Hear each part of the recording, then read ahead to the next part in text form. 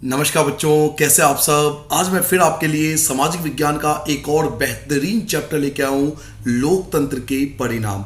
इस चैप्टर के जितने भी इंपॉर्टेंट पॉइंट्स हैं जो आपको 100% मार्क्स लाने के लिए याद करना चाहिए, उनको मैंने पॉइंट टू पॉइंट नोट्स के फॉर्म में पहले ही अंडरलाइन कर लिया है। इस वीडियो को बनाने के 4 मेजर ऑब्जेक्टिव है जो मैं आपको हर वीडियो में बताता हूं। फर्स्ट, आपका 100% कंटेंट क्लियर कर देना ताकि आपका कोई टॉपिक छूट ना जाए, और वीडियो पूरा देखने के बाद आपको किसी भी गाइड, रिफ्रेशर, सैंपल पेपर, किसी चीज की नीड ही नहीं होगी। आपका पेपर ऑब्जेक्टिव हो, सब्जेक्टिव हो, किसी भी प्रकार का एग्जाम हो, आप हर क्वेश्चन का आंसर दे सकते हो। इस बात की मैं प्रॉमिस करता हूं वीडियो पूरा देखने के बाद। सेकेंड, आपका एक पॉइंट टू पॉइंट नोट्स तैयार हो जाएगा जो आपके 10th लेवल पे तो बहुत ज्यादा यूजफुल है ही। अगर आप में से कोई गवर्नमेंट एग्जाम, कंपटीशन लेवल के एग्जाम या यूपीएससी लेवल के एग्जाम की तैयारी कर रहे हैं तो वहां भी आपका नोट्स ये बहुत ज्यादा काम आएगा। थर्ड, हम पूरे चैप्टर को एक सिस्टमैटिक तौर पर एक फ्लो में समझेंगे। इससे हमें सामाजिक विज्ञान रटने की आवश्यकता नहीं होगी, हम सामाजिक विज्ञान को समझेंगे। और फोर्थ, जो एनसीईआरटी एक्सरसाइज के लास्ट में क्वेश्चन दिए हुए हैं, मैं वीडियो के एंड में आपका ये भी कवर कराऊंगा। तो चलिए एक बेहतरीन सफर पर एक नए चैप्टर के साथ, लोकतंत्र के परिणाम। चलिए बच्चों, यहां से स्टार्ट करते हैं अपना ये बेहतरीन चैप्टर। और चैप्टर स्टार्ट करने से पहले मैं आपको इस चैप्टर का बैकग्राउंड समझाने वाला हूं कि आखिर इस चैप्टर में हम पढ़ने क्या वाले हैं। क्योंकि बच्चों ये चैप्टर डायरेक्ट नहीं है, ये बहुत केस स्टडी बेस्ड चैप्टर है। तो अगर आप इस चैप्टर को समझना चाहते हो तो पहले आप इसका बैकग्राउंड समझो कि आखिर हम इस चैप्टर में पढ़ने क्या वाले हैं। तो इस चैप्टर में कुछ बेसिक फंडामेंटल प्रिंसिपल समझ में आएंगे कि लोकतंत्र क्या करता है। अभी तक हम पढ़ रहे थे लोकतंत्र के बारे में, हमने 9th में भी पढ़ा, हमने 10th में भी पढ़ा। तो इस चैप्टर में बेसिकली हम ये पढ़ने वाले हैं कि लोकतंत्र क्या करता है, उसका काम क्या है। लोकतंत्र से हम अमूमन किन परिणामों की उम्मीद करते हैं। अगर दुनिया के अधिकतर देशों ने लोकतंत्र को अपनाया तो वो किन परिणामों की, उनसे रिजल्ट क्या चाहते हैं, डेमोक्रेसी से हमें रिजल्ट क्या उम्मीद लगाते हैं।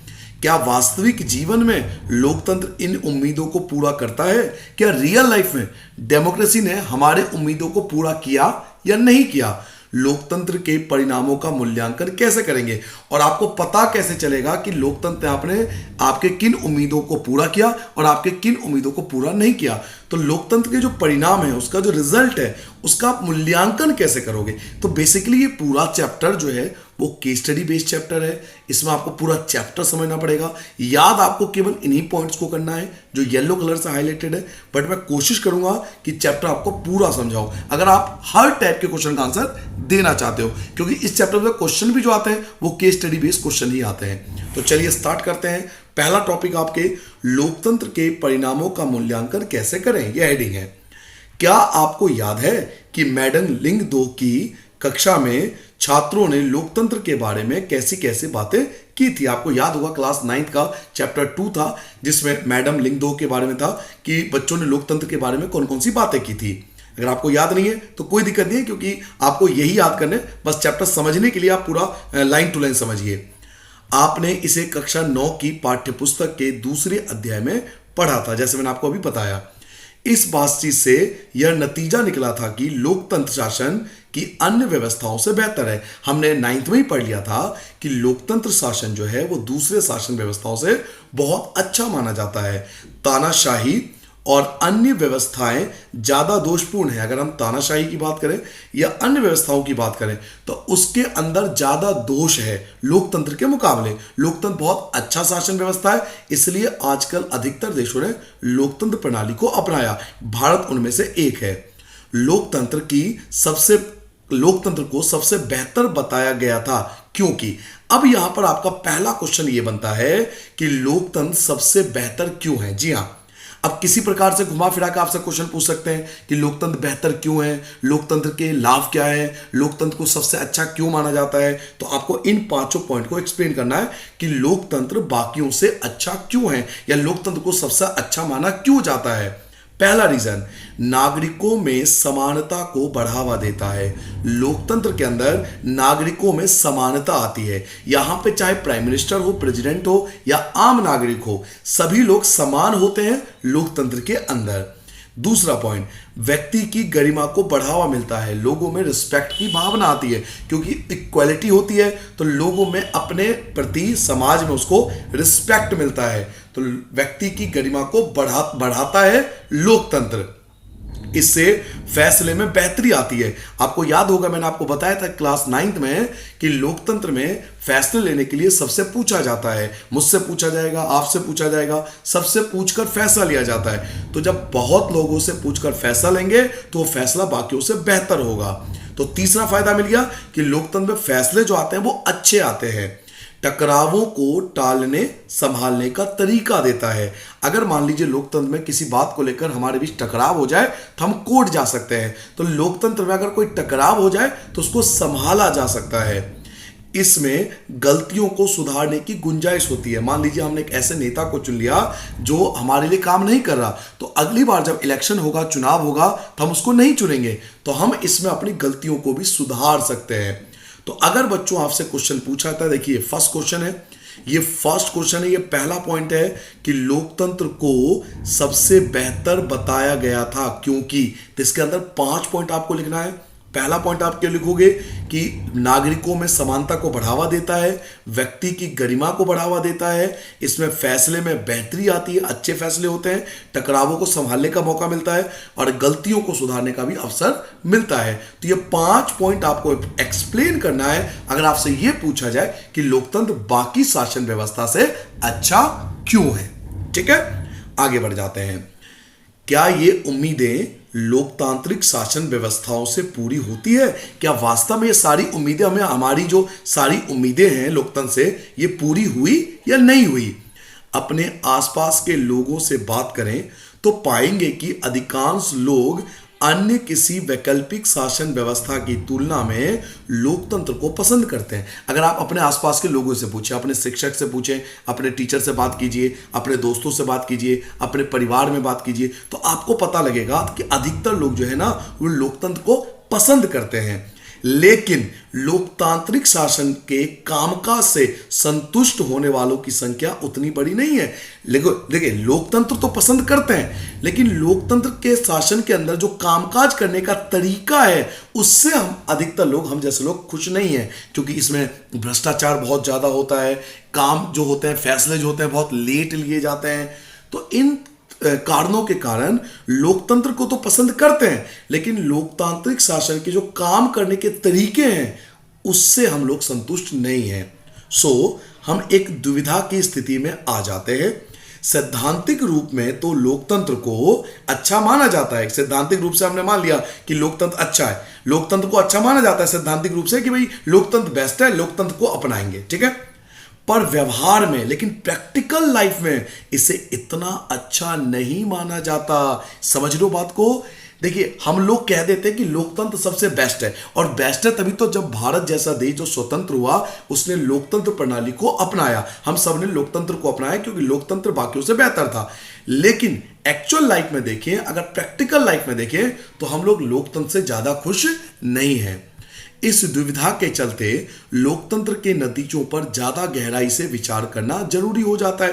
तो ये सोचने की जरूरत है कि हमने लोकतंत्र तो अपनाया, लेकिन लोकतंत्र से जिन परिणामों की हम उम्मीद कर रहे हैं वो परिणाम, वो रिजल्ट हमें नहीं मिल पा रहा। यानी आप इसे ऐसा समझ लीजिए कि एक बच्चा है, बहुत अच्छा बच्चा है, हमने मान रहे हो बहुत अच्छा बच्चा है, उससे रिजल्ट की उम्मीद कर रहे हैं कि ये बच्चा टॉप करेगा, 100 में से 100 नंबर लाएगा, लेकिन जब उसका रिजल्ट आया तो वो अच्छा नंबर नहीं ला पाया। क्या हम सिर्फ नैतिक कारणों से ही लोकतंत्र को पसंद करते हैं, या फिर लोकतंत्र के समर्थन के पीछे कुछ युक्तिपरक कारण भी है, या केवल नैतिक कारणों से ही लोकतंत्र को पसंद कर रहे हैं, या लोकतंत्र के समर्थन के पीछे कारण भी है? कुछ तो कारण होगा ना जिसके कारण हम लोकतंत्र को पसंद करते हैं। तो वो अभी हम पढ़ेंगे कि इतनी ज्यादा कमी होने के बावजूद भी लोकतंत्र ही सबसे बेस्ट होता है। उसका हम रीजन आगे पढ़ेंगे केस स्टडी में, ठीक है।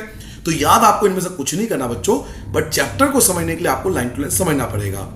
आज दुनिया के 100 देश किसी न किसी तरह के लोकतांत्रिक व्यवस्था चलाने का दावा करते हैं। 100 से अधिक देश ऐसे हैं इस दुनिया में जो लोकतांत्रिक शासन व्यवस्था को चलाते हैं, जैसे भारत हो, चाहे वो अमेरिका की बात कीजिए, या आप अलग अलग देशों का नाम ले सकते हैं। अधिकतर देशों में आजकल लोकतंत्र है, तो अधिकतर देशों ने लोकतंत्र को अपनाया।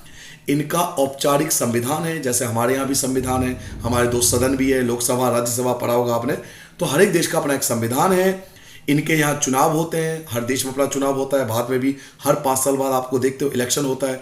इनके यहाँ चुनाव होते हैं और राजनीतिक दल भी है, राजनीतिक पार्टियां भी हैं, जो हमने पिछले चैप्टर में पढ़ा था, बहुत सारी राजनीतिक पार्टी इंडिया में भी है।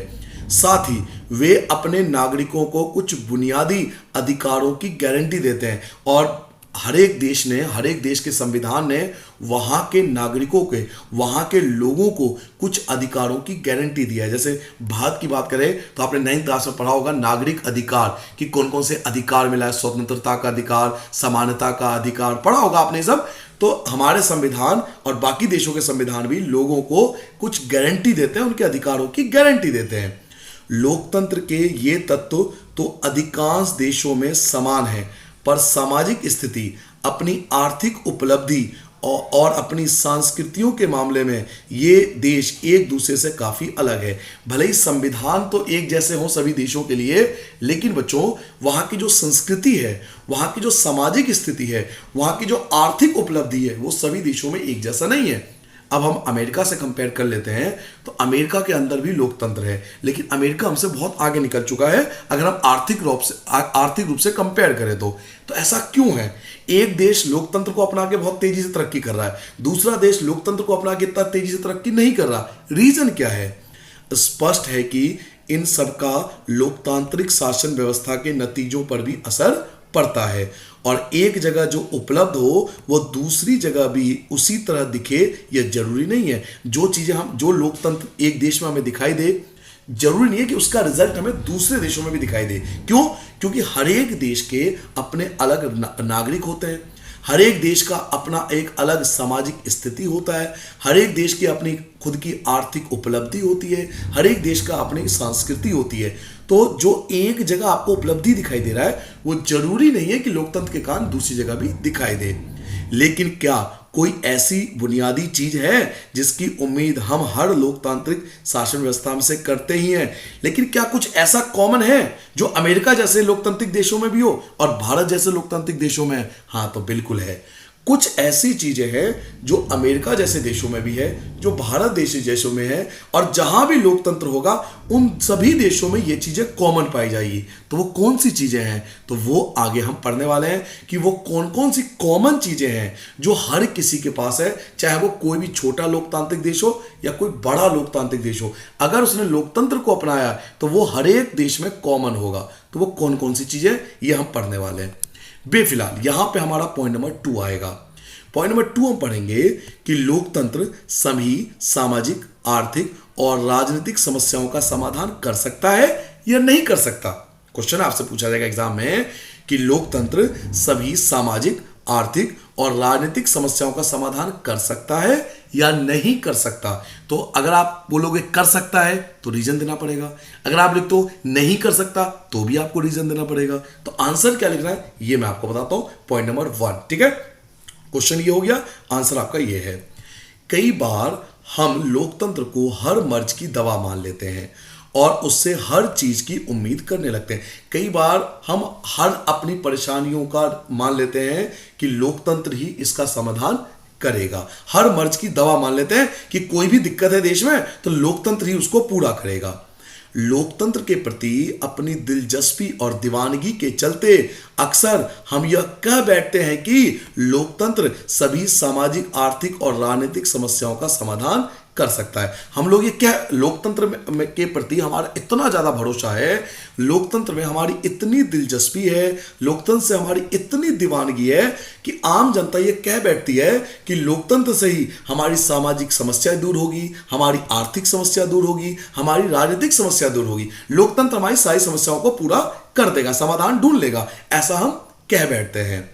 जब हमारी कुछ उम्मीदें पूरी नहीं होती तो हम लोकतंत्र की अवधारणा को ही दोष देने लगते हैं, लेकिन जब वो उम्मीदें पूरी नहीं होती तो हम लोकतंत्र को ही गलत ठहरा देते हैं कि ये तो इसलिए हो रहा है क्योंकि देश में लोकतंत्र है। ठीक है, हम यह संदेह करने लगते हैं कि क्या हम वास्तव में लोकतांत्रिक व्यवस्था में ही रह रहे हैं, और हमें शक होने लगता है कि वास्तव में हम लोकतांत्रिक देश में रह रहे हैं या नहीं रह रहे।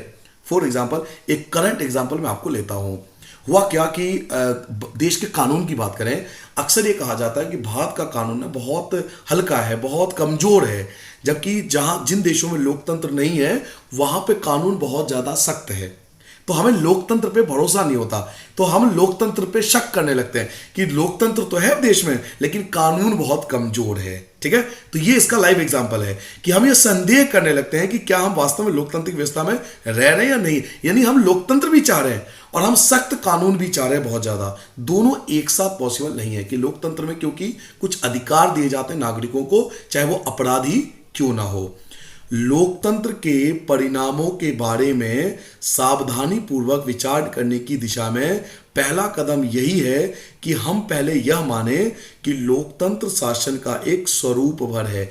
सबसे पहले हमें यह मानना पड़ेगा, लेकिन लोकतंत्र को दोष मत ठहराओ। यह पॉइंट ये कहना चाहता है कि अगर आपकी कोई उम्मीद पूरी नहीं हो रही है ना, तो लोकतंत्र को दोष मत ठहराओ। आपको पहले समझना पड़ेगा कि लोकतंत्र शासन का एक स्वरूप है, बस कोई हर मर्ज की दवा नहीं है कि आपको कुछ भी परेशानी हो, देश में करप्शन है तो लोकतंत्र की वजह से, देश का कानून हल्का है तो लोकतंत्र की वजह से, ऐसा नहीं है। लोकतंत्र जो है वो शासन का एक स्वरूप है, मतलब सरकार को चलाने का एक तरीका है, बस हर मर्ज की दवा लोकतंत्र के पास भी नहीं है। यह कुछ चीजों को हासिल करने की स्थितियां तो बना सकता है, पर नागरिकों को उन स्थितियों का लाभ लेकर अपने लक्ष्यों को हासिल करना होता है। देखिए, लोकतंत्र कुछ चीजों को हासिल करने की स्थितियां तो बना सकता है, यानी आप अपने अकॉर्डिंग गवर्नमेंट बना सकते हो, ये कम बड़ी बात है। लोकतंत्र में आप अपने अनुसार सरकार बना सकते हो, ये बहुत बड़ी बात है। दुनिया के कई देशों में ऐसा है भी नहीं, आपके पास है। या कुछ चीजों को हासिल करने की स्थिति तो बना सकता है, यानी आप अपने अकॉर्डिंग गवर्नमेंट बना सकते हो, पर नागरिकों को ही उन स्थितियों का लाभ लेकर अपने लक्ष्यों को हासिल करना होता है। लेकिन ये लक्ष्य तभी तो पूरा होगा जब आप वोट डालने जाओगे। अब आप इलेक्शन होता है, आप कभी देखते हो टीवी पे कितना वोटिंग परसेंटेज है, 50%, 60%, यानी 40%, 50% तो वोट ही नहीं दे रहे। तो लोकतंत्र आपको चीजें तो दिलवा सकती है, कुछ चीजें हासिल तो करवा सकती है, लेकिन उसके लिए आपको खुद लाभ उठाना पड़ेगा, आपको खुद वोटिंग जाके करनी पड़ेगी। घर बैठे लोकतंत्र की बुराई करने से अच्छा है आप लोकतंत्र में शामिल तो होइए। ये चैप्टर इसलिए आपको बताया गया है कि आप दोष तो दे रहे हो कि करप्शन है, आप दोस्त तो दे रहे हो कि आपके फैसले लेट हो रहे हैं, लेकिन जिम्मेदार आप भी तो हो, जिम्मेदार मैं भी तो हूं, जिम्मेदार हर वो व्यक्ति भी तो है जो वोट नहीं दे रहा, जो सरकार को दबाव नहीं डाला अपना वोट डालकर। अगर आप वोट दोगे टाइम पर तो सरकार पर एक प्रेशर पड़ेगा, आपकी बात वो मानेगी। अगर वोटिंग परसेंटेज ज्यादा होगी तो सरकार को भी सोचना पड़ता है हर फैसला लेता हुआ। ठीक है, लोकतंत्र हमारी सभी सामाजिक बुराइयों को मिटा देने वाली जादू की छड़ी नहीं है, ध्यान रखना। लोकतंत्र सारी सामाजिक समस्याओं को दूर नहीं कर सकता, कुछ सामाजिक समस्याओं को तो दूर तो कर रहा है कानून बनाकर, जैसे छुआछूत को दूर करा लोकतंत्र ने कानून को बनाकर। लेकिन हर सामाजिक बुराई को लोकतंत्र, हर एक सामाजिक बुराई को दूर करने के लिए कोई जादू की छड़ी नहीं है लोकतंत्र के पास।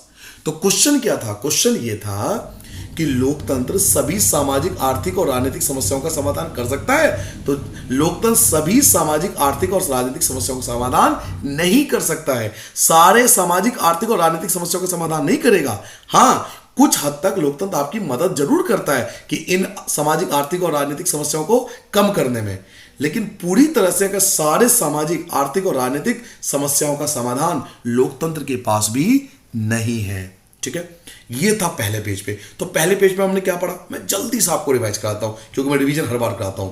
क्वेश्चन आपसे पूछा जाता है कि लोकतंत्र को सबसे अच्छा क्यों माना जाता है? पहला पॉइंट, नागरिकों को समानता देता है, ये व्यक्ति की गरिमा को बढ़ाता है, ये इससे फैसले में बेहतरी आती है, अच्छे फैसले होते हैं, टकरावों को संभालने का मौका मिलता है, लड़ाई दंगे नहीं होंगे, इसमें गलतियों को सुधारने की गुंजाइश होती है, आप अपनी गलतियों को ठीक कर सकते हो।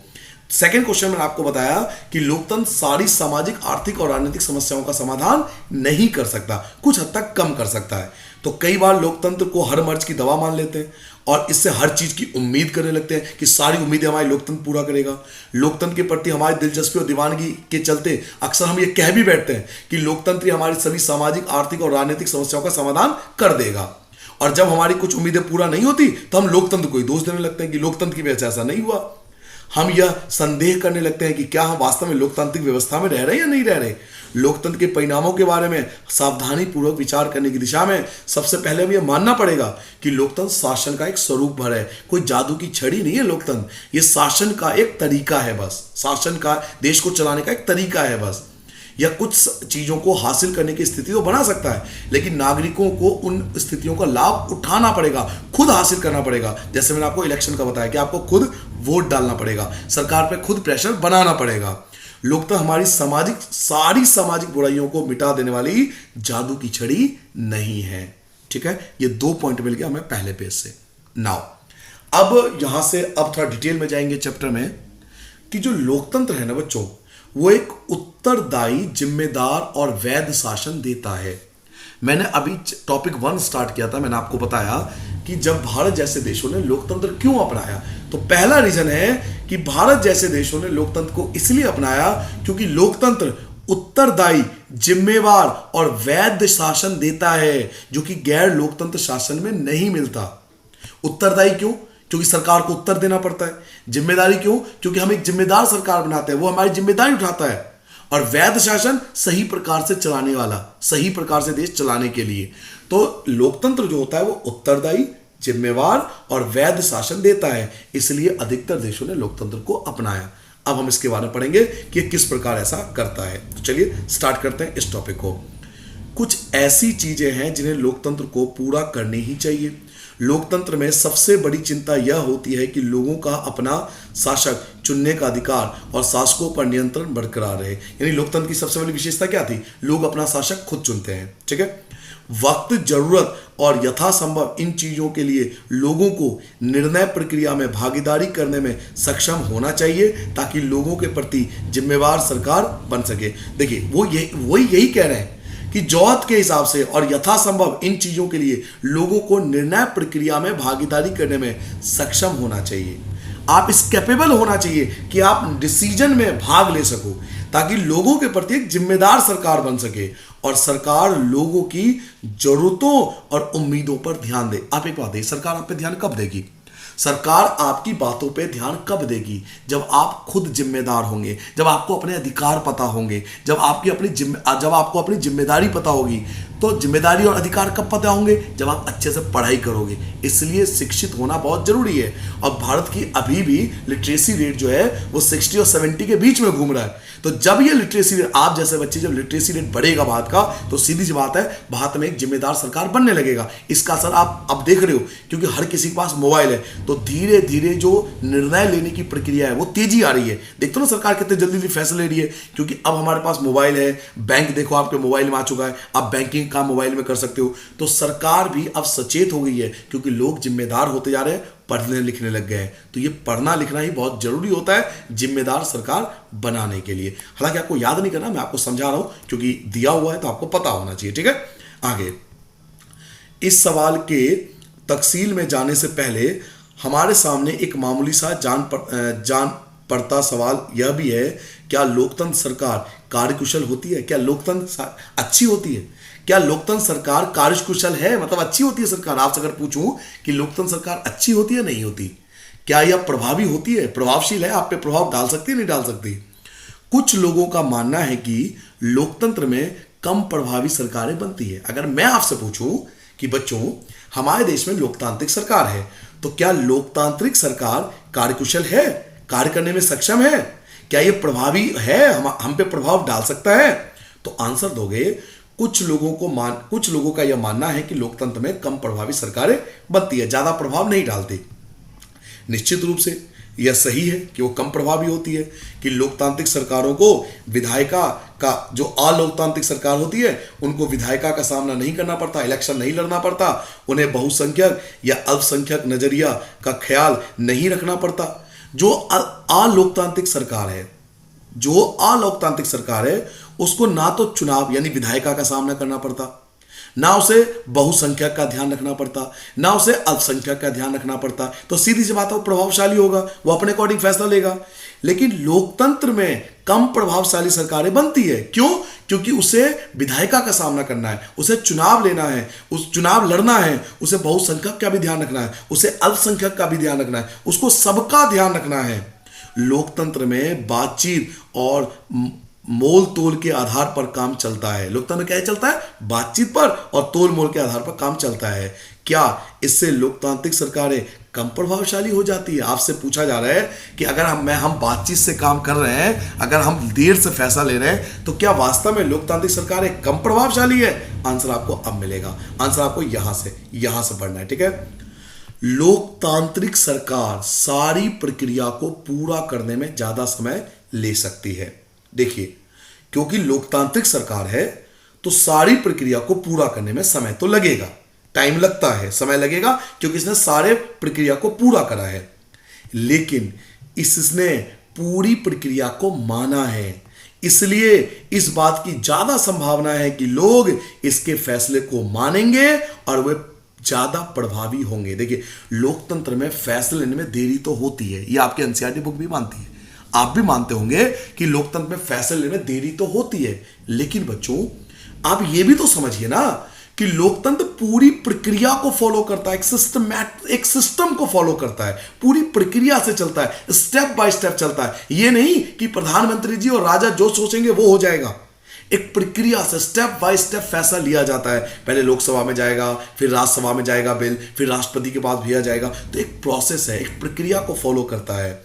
इसलिए अधिकतर लोग लोकतंत्र के फैसले को मानते हैं, उसका विद्रोह नहीं करते, क्योंकि इसने प्रक्रिया को फॉलो करा है।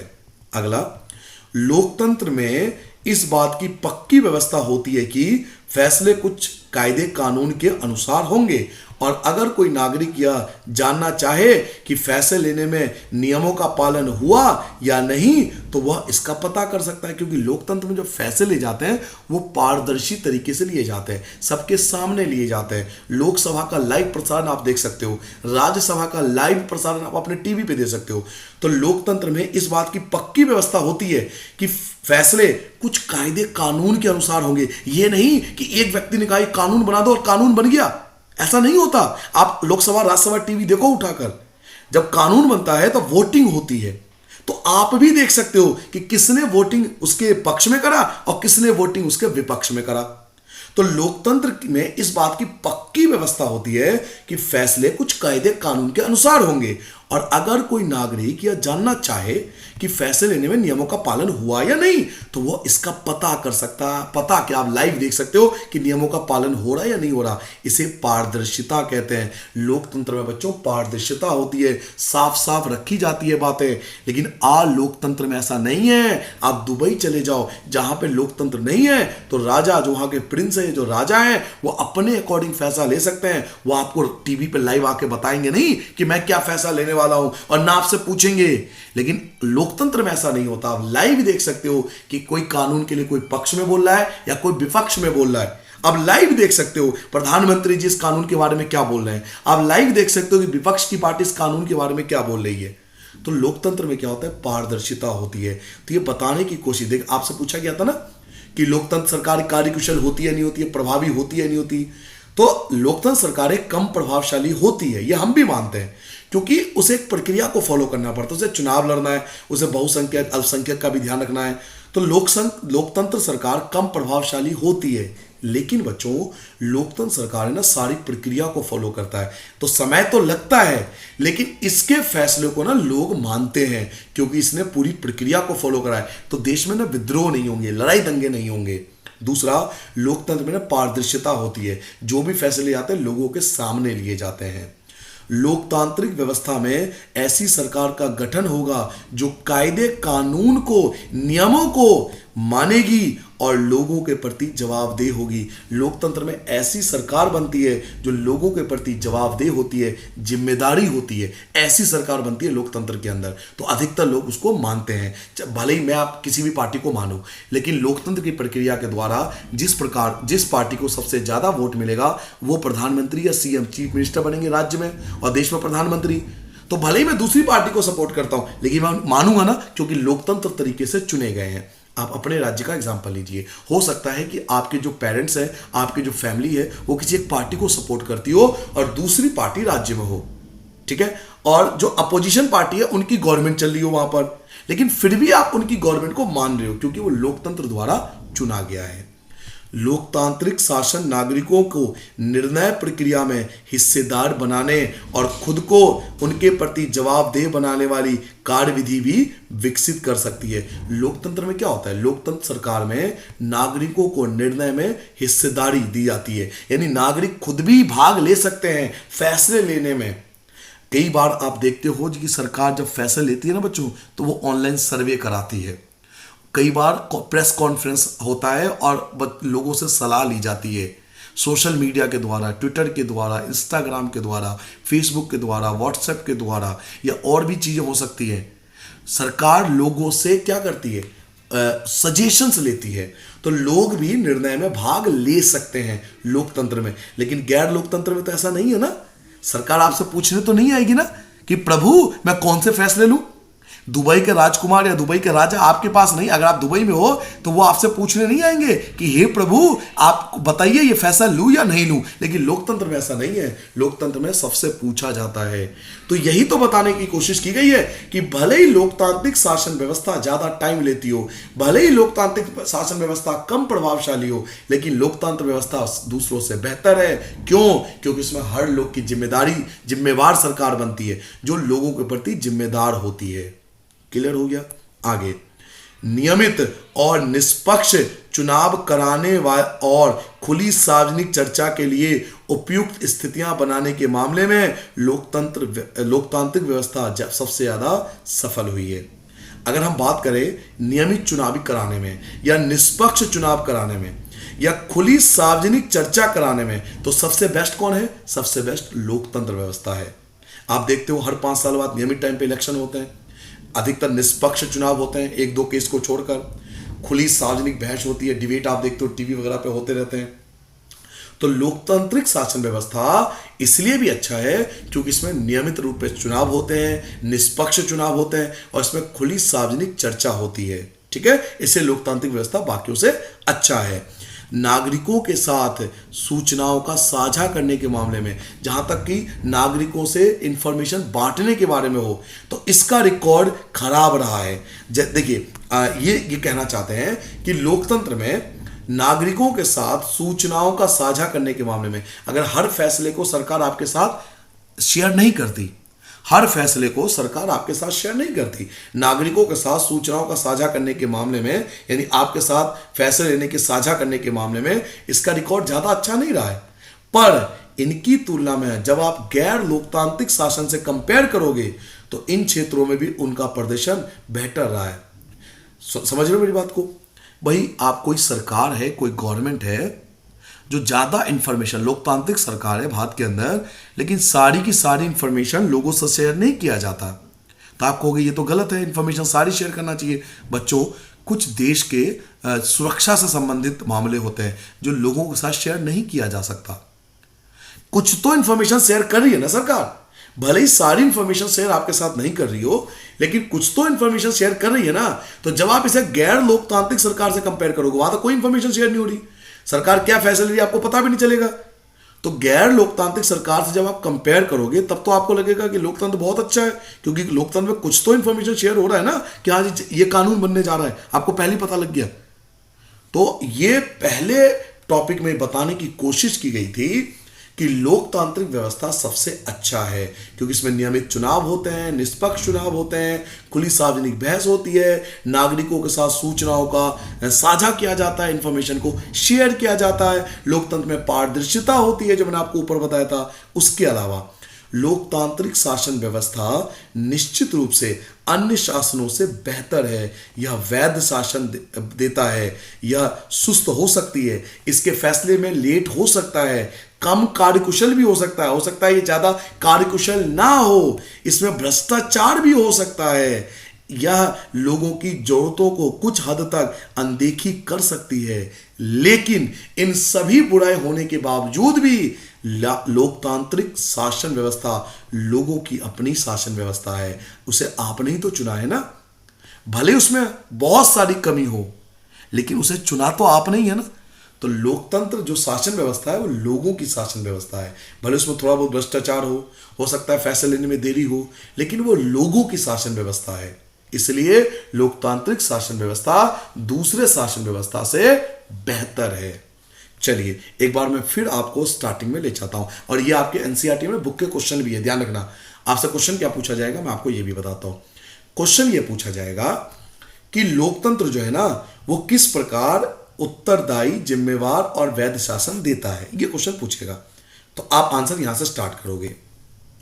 लोकतांत्रिक सरकार सारी प्रक्रिया को पूरा करने में ज्यादा समय ले सकती है, ज्यादा टाइम ले लेती है क्योंकि प्रक्रिया को पूरा करना है, लेकिन इसने पूरी प्रक्रिया को माना है, इसलिए इस बात की ज्यादा संभावना है कि लोग उसके फैसले को मानेंगे और वो ज्यादा प्रभावी होंगे क्योंकि लोग इसके फैसले को मान लेते हैं। दूसरा, लोकतंत्र में इस बात की पक्की व्यवस्था होती है कि फैसले कुछ कायदे कानून के अनुसार होंगे, और अगर कोई व्यक्ति यह जानना चाहे कि फैसले लेने में नियमों का पालन हुआ या नहीं हुआ तो उसका पता भी कर सकता है क्योंकि लोकतंत्र में पूरी तरह से पारदर्शिता होती है। अगला, हम ये पढ़ें कि लोकतंत्र बेहतर क्यों है, दूसरों से अच्छा क्यों है, क्योंकि लोकतंत्र में पारदर्शिता होती है। लोकतंत्र व्यवस्था में ऐसी सरकार का गठन होगा जो कायदे कानून को मानेगी, जो नियम को फॉलो करेगी और लोगों के प्रति जवाबदेह होगी, इसलिए लोकतंत्र बाकियों से अच्छा है। लोकतांत्रिक सरकार नागरिकों के निर्णय प्रक्रिया में हिस्सेदार बनाने और खुद को उनके प्रति जवाबदेह बनाने वाली कार्यविधि का विकसित कर लेती है। तो लोकतंत्र में क्या होता है, नागरिकों को हिस्सेदारी भी बढ़ती है और सरकार की जिम्मेदारी भी बढ़ती है, इसलिए लोकतंत्र भाग्यों से बेहतर है। और क्या पॉइंट लिखोगे कि लोकतंत्र में नियमित चुनाव, निष्पक्ष चुनाव होते हैं, खुली सार्वजनिक बहस भी होती है, इसके लिए उपयुक्त स्थितियां बनाने के मामले में लोकतंत्र बाकियों से बहुत अच्छा है। नागरिकों के साथ ये ज्यादा इंफॉर्मेशन को तो शेयर नहीं करती, लेकिन जब आप गैर लोकतांत्रिक से इसको कंपेयर करोगे तब आपको पता लगेगा कि ये गैर लोकतांत्रिक से तो 1000 गुना अच्छा है। उसके अलावा हम लास्ट में कंक्लूजन लिखेंगे कि लोकतांत्रिक शासन व्यवस्था निश्चित रूप से अन्य से बेहतर है। क्यों बेहतर है? भले ही क्योंकि यह वैध शासन व्यवस्था है, या हो सकती है सुस्त हो, भले इसमें कमी है कि ये सुस्त है, देरी से फैसला लेती है, यह कम कार्यकुशल है, ये ज्यादा काम नहीं करती, कम फैसले लेती है। हो सकता है कि इसमें थोड़ा बहुत भ्रष्टाचार भी हो या लोगों की जरूरतों को कुछ हद तक अनदेखी भी कर सकती है, लेकिन लोकतांत्रिक शासन व्यवस्था लोगों की अपनी शासन व्यवस्था है, और इसलिए क्योंकि अपनी शासन व्यवस्था है इसलिए लोग उसको मानते हैं, उसके फैसले को एक्सेप्ट कर लेते हैं, इसलिए लोकतांत्रिक शासन व्यवस्था बाकी शासन व्यवस्था से बहुत अच्छी मानी जाती है। ठीक है, तो ये एक ही पैसेज में था, ये जो आपने सारे पॉइंट पढ़े जो आपको स्क्रीन पर इस समय आ रहा है ये सभी एक ही पॉइंट में है। इसका ये मतलब नहीं ये पॉइंट नंबर 3 है जहां पर आपको हेडिंग डालना है, ये पॉइंट नंबर 3 है, मैं लिख देता हूं आपके लिए। ये पॉइंट नंबर 3 आप लिखोगे, हेडिंग आप डाल लोगे अपने नोट्स में, आप हेडिंग डाल लेना पॉइंट नंबर 3 उत्तरदायी, जिम्मेदार और वैध शासन, और उसमें आपको ये सारे पॉइंट लिख लेने हैं। अब क्वेश्चन किसी प्रकार से घुमा फिरा के बोले कि लोकतंत्र दूसरों से बेहतर क्यों है, लोकतंत्र में पारदर्शिता है क्यों, कैसे, किसी भी प्रकार से पूछा जा सकता है। आपसे ऐसे भी पूछ सकते हैं कि लोकतंत्र में भ्रष्टाचार है, लोकतंत्र में कम कार्यकुशल है, फिर भी लोकतंत्र को बेहतर मानते हैं क्यों, तब भी आपको आंसर यही लिखना है। बच्चों देखिए, एक बच्चा होता है कि 1000 क्वेश्चन के लिए 1000 आंसर याद करता है, एक बच्चा होता है कि एक आंसर याद कर लेता है और वो 1000 क्वेश्चनों में फिट हो जाता है। मैं कहता हूं एक आंसर याद कर लो। अब क्वेश्चन को तो कैसे कैसे घुमा सकते हैं, मैं आपको कई तरीके बता सकता हूं। एक तो हेडिंग वाला क्वेश्चन पूछ सकता है कि लोकतंत्र जिम्मेवार और वैध शासन वाली व्यवस्था कैसे बनाता है। आपसे पूछ सकता है कि लोकतंत्र में भ्रष्टाचार है, लोकतंत्र में दिक्कत है, लोकतंत्र फैसले देरी लेती है, फिर भी लोकतंत्र दूसरों से बेहतर है क्यों, लोकतंत्र में पारदर्शिता कैसे होती है, आप कैसे कह सकते हो कि लोकतंत्र में पारदर्शिता होती है, लोकतंत्र में सरकार जो होती है वो कम इंफॉर्मेशन शेयर करती है, फिर भी ये बेहतर है क्यों। तो कुछ भी पूछे आपको सबका आंसर मिल गया इन सारे पॉइंट से। ठीक है, अब हमारा नेक्स्ट पॉइंट आएगा आर्थिक समृद्धि और विकास। जी हाँ, ये आपका पॉइंट नंबर 4 होगा, और पॉइंट नंबर 4 के बहुत सारे पॉइंट होंगे कि आर्थिक समृद्धि और विकास कैसे होता है लोकतंत्र से। तो चलिए स्टार्ट करते हैं कि लोकतंत्र अपनाने से आर्थिक समृद्धि और विकास कैसे होता है किसी देश का। अगर लोकतांत्रिक शासन में अच्छी सरकार की उम्मीद की जाती है तो उससे विकास की उम्मीद करना क्या उचित नहीं है? देखिए, हमने लोकतांत्रिक शासन व्यवस्था को क्यों चुना था? हमने लोकतांत्रिक शासन व्यवस्था को इसलिए चुना था ताकि हम अपने देश में अच्छी सरकार बना सकें। तो अच्छी सरकार का मतलब क्या है? वो सरकार हमारे लिए बहुत अच्छे से विकास कर सके। तो क्या वास्तव में जो लोकतांत्रिक सरकार होती है वो विकास कर पाती है या नहीं कर पाती? ये इस टॉपिक में हम पढ़ने वाले हैं। अगर हम 1950 से 2000 के बीच, अब 1950 क्यों लिया? क्योंकि लगभग हमारा देश जैसे कि 1947 में स्वतंत्र हो गया था, लेकिन हमारा संविधान जो लागू हुआ था 1950 में लागू हुआ था। तो वहाँ से कंपेयर किया गया है कि 1950 से 2000 के बीच के सभी लोकतांत्रिक शासनों और तानाशाही के कामकाज की तुलना करें। अगर मान लीजिए हम एक तरफ सभी देश ले लेते हैं जो लोकतांत्रिक हैं, और एक तरफ ले लेते हैं वो देश जो कि तानाशाह के अंदर में आते हैं, और दोनों के बीच कंपैरिजन करते हैं, तो 1905 से 2000 के बीच के सभी लोकतांत्रिक शासन और तानाशाही के कामकाज की तुलना करें तो पाएंगे कि आर्थिक समृद्धि के मामले में तानाशाहियों का रिकॉर्ड थोड़ा बेहतर रहा है। जी हाँ, अगर हम आर्थिक विकास की बात करें बच्चों, जो तानाशाही शासन व्यवस्था है उसके अंदर आर्थिक विकास ज्यादा हुआ है। जब हम कंपेयर करते हैं आर्थिक विकास की लोकतांत्रिक देश से किसी तानाशाही शासन के बीच कंपेयर करते हैं, तो हम पाते हैं कि जो तानाशाही शासन के अंदर देश आता है वहां विकास ज्यादा हुआ है। पर अब जरा ध्यान से सुनिए, रुकिए जरा, इतना जल्दी भागना नहीं, आप इस चीज को समझिए। केवल आर्थिक विकास ही सब कुछ नहीं है, अभी और भी चीजें हैं जो आपको समझना है। पर अकेले इसी कारण से लोकतंत्र को खारिज नहीं किया जा सकता, लेकिन केवल इसीलिए आप लोकतंत्र को हटा दोगे कि आपको आर्थिक विकास करनी है। आर्थिक विकास के कारण, भले ही आर्थिक विकास तानाशाही शासन व्यवस्था में ज्यादा हुई हो, लेकिन केवल इसी कारण से हम लोकतंत्र को खारिज नहीं कर सकते।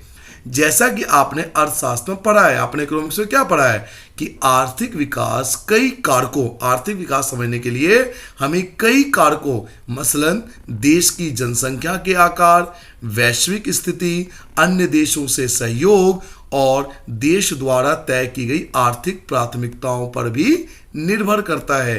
किसी देश का जो आर्थिक विकास होता है वो कई चीजों पर निर्भर करता है, जैसे उस देश की जनसंख्या कितनी है, उस देश की जनसंख्या का आकार कितना है, उसकी वैश्विक स्थिति कहां पर है, अन्य देशों से उसका सहयोग कैसा है, अन्य देशों से उसका रिश्ते कैसे हैं, और देश द्वारा तय की गई जो आर्थिक प्राथमिकता होती है उस पर भी निर्भर करता है आर्थिक विकास। केवल पैसे के पीछे नहीं भागना, हमें और भी चीजें देखना होता है।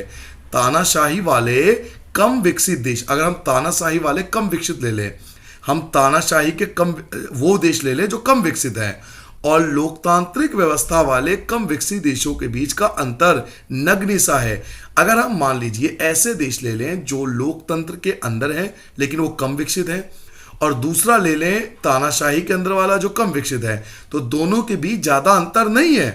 समझ लो, यहां पर हमने पढ़ा कि जब 1950 से 2000 के बीच दो देशों के बीच कंपैरिजन होती है, जो लोकतंत्र के अंदर था और जो तानाशाही के अंदर था, तो तानाशाही वाले जो शासन के अंदर जो देश थे उनका आर्थिक विकास ज्यादा हुआ है। लेकिन केवल आर्थिक विकास को देखते हुए हम लोकतंत्र को खारिज नहीं कर सकते, क्योंकि आर्थिक विकास में और भी चीजें कई आती है, जैसे कि जनसंख्या का आकार, वैश्विक स्थिति, अन्य देशों से उसका सहयोग और देश द्वारा तय गई आर्थिक प्राथमिकता, इन सब पे भी आर्थिक विकास निर्भर करता है। तानाशाही वाले कम विकसित देशों को अगर ले लें और लोकतांत्रिक व्यवस्था के कम विकसित वालों को देशों को ले लें, उनके बीच अगर आप कंपेयर करोगे तो उनके बीच का अंतर नगण्य सा है, मतलब ज्यादा अंतर नहीं है।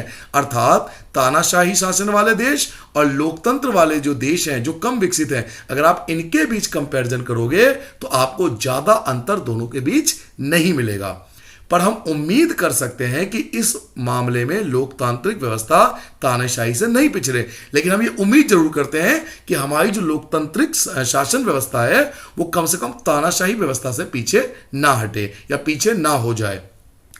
तानाशाही और लोकतांत्रिक शासन वाले देशों के आर्थिक विकास दर में अंतर भले ही ज्यादा हो, लेकिन इसके बावजूद, देखिए इस पैराग्राफ को आपको समझना है, भले ही तानाशाही शासन व्यवस्था में ज्यादा तरक्की हुई हो और लोकतांत्रिक शासन व्यवस्था में कम तरक्की हुई हो, भले ही उनके आर्थिक विकास में अंतर हो, लेकिन इसके बावजूद भी लोकतांत्रिक व्यवस्था का चुनाव ही बेहतर है। अब यहां पे आपसे क्वेश्चन पूछेगा क्यों? आपसे पूछा जाएगा कि जब तानाशाही शासन व्यवस्था में ज्यादा विकास हो रहा है तो फिर भी हम लोकतांत्रिक शासन व्यवस्था को क्यों अपनाते हैं? लोकतांत्रिक व्यवस्था का चुनाव ही क्यों बेहतर है? क्योंकि आप आंसर दोगे क्योंकि इसके अन्य अनेक सकारात्मक फायदे हैं, और भी तो कई फायदे हैं ना। हम आर्थिक विकास को अगर एक तरफ साइड में रख दे तो और भी तो कई चीजें आप देखोगे ना जो हमें लोकतांत्रिक शासन व्यवस्था में मिल रही है, लेकिन बाकी तानाशाही शासन व्यवस्था में वो फायदे नहीं मिलते, चाहे वो स्वतंत्रता की बात हो चाहे समानता की बात हो, तो और भी फायदे देखे जाते हैं। इसलिए लोकतांत्रिक शासन व्यवस्था में हम लोग ज्यादा विश्वास करते हैं। तो इस टॉपिक में हमें समझ में आता है कि आर्थिक विकास में भले ही लोकतंत्र पीछे रहा हो, अगर हम आर्थिक विकास की बात करें तो लोकतंत्र भले ही आर्थिक विकास में पीछे रह गया हो, लेकिन बच्चों और भी चीजें देखी जाती है और उन मामलों में लोकतंत्र बहुत ज्यादा आगे है तानाशाही के मुकाबले। यहां अगला टॉपिक आता है कि लोकतंत्र के कारण ना जो असमानता और गरीबी में कमी आती है, लोकतंत्र के कारण असमानता और गरीबी में कमी आती है। अब आपसे पूछा जाएगा कि लोकतंत्र के कारण असमानता और गरीबी में कमी कैसे आ सकती है, तो इस पैराग्राफ का आप आंसर दोगे। आर्थिक समृद्धि की बात तो खैर है ही, लेकिन लोकतांत्रिक व्यवस्थाओं से यह उम्मीद रखना कहीं ज्यादा तर्कसंगत है कि वे आर्थिक असमानता को कम करेंगे। पहले समझिए ये आर्थिक असमानता होता क्या है। आर्थिक असमानता का मतलब है देश का अमीर व्यक्ति और अमीर होता जा रहा है और गरीब व्यक्ति और गरीब होता जा रहा है, तो अमीरी और गरीबी के बीच का जो गैप है वो बढ़ता जा रहा है। इसको बोलते हैं आर्थिक असमानता। ठीक है, आर्थिक असमानता समझ में आ गया। जब गरीब व्यक्ति और गरीब होता जाए और अमीर व्यक्ति और अमीर होता जाए उसे बोलते हैं आर्थिक असमानता। तो लोकतंत्र व्यवस्था में हम ये उम्मीद करते हैं कि जो आर्थिक असमानता होगी वो कम होगी। अब मैं आपको एक छोटा सा एग्जांपल देता हूं। जो ज्यादा पैसे वाले हैं उनसे सरकार क्या लेती है, टैक्स लेती है। क्यों लेती है? ताकि उन टैक्सों के पैसे का इस्तेमाल करके वो गरीब जनता के लिए भले का काम कर सके, चाहे उनको राशन देने का काम हो, चाहे उनको फ्री बिजली देने का काम हो, चाहे पानी देने का काम हो। तो ये भी आर्थिक असमानता दूर करने का एक छोटा सा एग्जाम्पल है कि आप बड़े लोगों से टैक्स लीजिए और उसे गरीब जनता में बांट दीजिए। ठीक है, ये सरकार टैक्स इसलिए लेती है ताकि अमीर जो लोग हैं वो जो बहुत ज्यादा पैसा कमा रहे हैं उनसे टैक्स लिया जा सके, और जो देश का गरीब लोग हैं उनको उस टैक्स के पैसे का फायदा दिया जा सके। तो सरकार टैक्स इसलिए लेती है ताकि आर्थिक असमानता को भी रोका जा सके। तो लोकतांत्रिक व्यवस्था से ये हम उम्मीद करते हैं कि आर्थिक असमानता में कमी आएगी। जब देश में आर्थिक विकास तेज हो तब भी क्या आमदनी का वितरण इस तरह हो पाता है कि सभी को उसका बराबर लाभ मिले? क्या ऐसा होता है कि जो इनकम है किसी देश की, जो जीडीपी है जो आपने पढ़ी थी, क्या उसका इक्वल डिस्ट्रीब्यूशन हो रहा है? क्या सबको बराबर लाभ मिल रहा है और सभी लोग बेहतर जीवन गुजार सके? ऐसा तो नहीं हुआ। अमीर और अमीर होते जा रहे हैं, गरीब और गरीब होता जा रहा है। ऐसा तो नहीं हुआ कि इनकम में सबको बराबर का लाभ मिला हो। क्या लोकतांत्रिक व्यवस्था में आर्थिक समृद्धि और लोगों के बीच आर्थिक असमानता का बढ़ना साथ साथ होता है? क्या लोकतंत्र आने से अवसरों और वस्तुओं का न्यायपूर्ण वितरण हो पाता है? जो इक्वल डिस्ट्रीब्यूशन ऑफ इनकम, इसे बोलते हैं इंग्लिश में इक्वल डिस्ट्रीब्यूशन ऑफ इनकम, कि क्या लोकतंत्र में इक्वल डिस्ट्रीब्यूशन ऑफ इनकम हुआ है? क्या सभी को बराबर का हक मिला है? क्या सभी के पास बराबर इनकम गई है? क्या सभी को बराबर रिसोर्सेस मिला है? क्या देश के सभी संपत्तियों पर सबको बराबर डिस्ट्रीब्यूशन या बराबर हक मिला है या नहीं मिला है? लोकतंत्र के कारण हम उम्मीद तो करते हैं, हम लोकतंत्र से ये उम्मीद तो करते हैं, ये येलो कलर का हाईलाइट इसलिए, हम लोकतंत्र से उम्मीद तो करते हैं कि लोकतंत्र में आर्थिक असमानता कम आए, इक्वल डिस्ट्रीब्यूशन सो इनकम हो। लेकिन क्या वास्तव में लोकतंत्र में इक्वल डिस्ट्रीब्यूशन ऑफ इनकम हुआ है? इसका आंसर अब हमें मिलेगा। आंसर आप दोगे, लोकतांत्रिक व्यवस्था राजनीतिक समानता पर आधारित होती है। यानी लोकतांत्रिक व्यवस्था में राजनीतिक समानता तो मिल जाती है क्योंकि अलग अलग पार्टी के अलग अलग मेंबर जीत के आते हैं और सबको इलेक्शन में समानता मिल जाती है क्योंकि सबको इलेक्शन में खड़ा होना पड़ता है। तो लोकतांत्रिक व्यवस्था राजनीतिक समानता पर आधारित होती है। राजनीतिक समानता तो मिल जाती है। प्रतिनिधियों के चुनाव में हर व्यक्ति का वजन बराबर होता है क्योंकि हर किसी को वोट मांगने जाना पड़ेगा, चाहे कितने भी अमीर हो या कितने भी गरीब हो। जब इलेक्शन होगा तो सब बराबर हो जाते हैं। व्यक्तियों को राजनीतिक क्षेत्र में परस्पर बराबरी का दर्जा तो मिल जाता है। राजनीतिक क्षेत्र में आपको बराबरी का दर्जा मिल गया, क्योंकि जब इलेक्शन होंगे तो आप कितने भी अमीर हो, मैं कितना भी गरीब हूं, हम दोनों एक ही इलेक्शन में एक साथ खड़े होंगे। तो राजनीतिक क्षेत्र में हमें बराबरी का दर्जा मिल जाता है। लेकिन इसके साथ साथ हम आर्थिक असमानता को भी बढ़ता हुआ पाते हैं। लेकिन हम उसी लोकतंत्र में आर्थिक असमानता को बढ़ते हुए पाते हैं। हम देखते हैं कि गरीब और ज्यादा गरीब होता जा रहा है और अमीर और ज्यादा अमीर होता जा रहा है। मुट्ठी भर धन कुबेर आय और संपत्ति में अपने अनुपात से बहुत ज्यादा हिस्सा पाते हैं। केवल कुछ ही अमीर हैं। अगर किसी लोकतांत्रिक देश का एक एग्जाम्पल होगे भारत जैसे देशों का, तो आपको कुछ मुट्ठी भर धन कुबेर मिलेंगे। यानी धन कुबेर कौन होता है? जिन पे बहुत ज्यादा पैसा है। तो बहुत मुट्ठी भर लोग हैं जो बहुत ज्यादा अमीर हैं। अब या तो वो राजनेता हैं या बड़े बिजनेसमैन हैं, और ये मुट्ठी भर है, और इनके पास ही अधिकतर आय और संपत्ति है। इनका अनुपात भले ही संख्या में कम हो, लेकिन आय के मामले में, इनकम के मामले में बहुत ज्यादा अमीर है। तो ये टॉपिक हमें बताना चाहता है कि लोकतंत्र में राजनीतिक समानता तो मिल जाती है। लोकतंत्र में राजनीतिक समानता तो मिल जाती है, क्योंकि चुनाव में सबको बराबर हक मिल जाता है, लेकिन आर्थिक समानता नहीं मिलती। हम देखते हैं लोकतंत्र के अंदर कि गरीब और ज्यादा गरीब होता जा रहा है और अमीर और ज्यादा अमीर होता जा रहा है। यानी लोकतंत्र से जो हमें उम्मीद थी कि ये असमानता को कम करेगा, ये गरीबी को कम करेगा, ये अभी उतने ज्यादा संख्या में नहीं कर पा रही है। समाज के सबसे निचले हिस्से के लोगों को जीवन बसर करने के लिए काफी कम साधन मिलते हैं। अगर हम अपने समाज के सबसे निचले हिस्से के लोगों की जीवन स्तर को देखें, तो हम देखते हैं कि उनको अपना जीवन चलाने के लिए बहुत कम साधन मिलता है। उनकी आमदनी गिरती गई है, यानी उनका जो इनकम है वो डे बाय डे और कम होता गया है। कई बार उन्हें भोजन, कपड़ा, मकान, शिक्षा और इलाज जैसे सुविधाएं, बुनियादी जरूरतें पूरी करने में भी मुश्किलें आती है। अभी आपने देखा कि जब कोरोना वायरस कोविड-19 आया था, तो उनको ज़्यादा फर्क नहीं पड़ा। जो बड़े बिजनेसमैन थे, जिन पे बहुत ज़्यादा पैसा था, फर्क किसको पड़ा? फर्क पड़ा आम नागरिक को। जो गरीब जनता है उनको फर्क पड़ा, क्योंकि उनके पास उतनी ज़्यादा सेविंग नहीं है। तो यही तो बताने की कोशिश की जा रही है ना कि लोकतंत्र में जो अमीर है वो तो अमीर होता जा रहा है, लेकिन गरीब और ज़्यादा गरीब होता जा रहा है। उसको अपने भोजन, कपड़ा, मकान, शिक्षा आदि के लिए, बहुत बुनियादी जरूरत के लिए भी बहुत मेहनत करनी पड़ती है, और फिर भी उसके पास ये चीज़ें आज की डेट में नहीं हैं। वास्तविक जीवन में लोकतांत्रिक व्यवस्थाएं आर्थिक असमानता को कम करने में ज़्यादा सफल नहीं हो पाई है। यही मैंने आपको बताया कि हमने लोकतंत्र को क्यों अपनाया था। हमने लोकतंत्र को इसलिए अपनाया था ताकि असमानता कम हो सके और देश में गरीबी में कमी आ सके, लेकिन ऐसा हुआ नहीं है।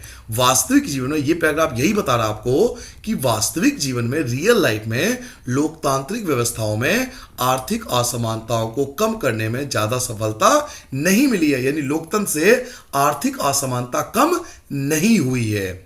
लोकतांत्रिक ढंग से निर्वाचित सरकारें गरीबी के सवाल पर उतना ध्यान देने को तत्पर नहीं जान पड़ती जितने की आप उनसे उम्मीद करते हैं। लोकतांत्रिक शासन व्यवस्था में हम उम्मीद तो करते हैं कि सरकार गरीबों पर ध्यान देगी, लेकिन सरकार गरीबों पर उतना ध्यान नहीं देती जितना उसे ध्यान देना चाहिए या हम जितना उनसे उम्मीद करते हैं। कुछ अन्य देशों में हालात इससे भी ज़्यादा खराब है। बांग्लादेश में आधे से ज़्यादा आबादी गरीबी के नीचे गुजरती है।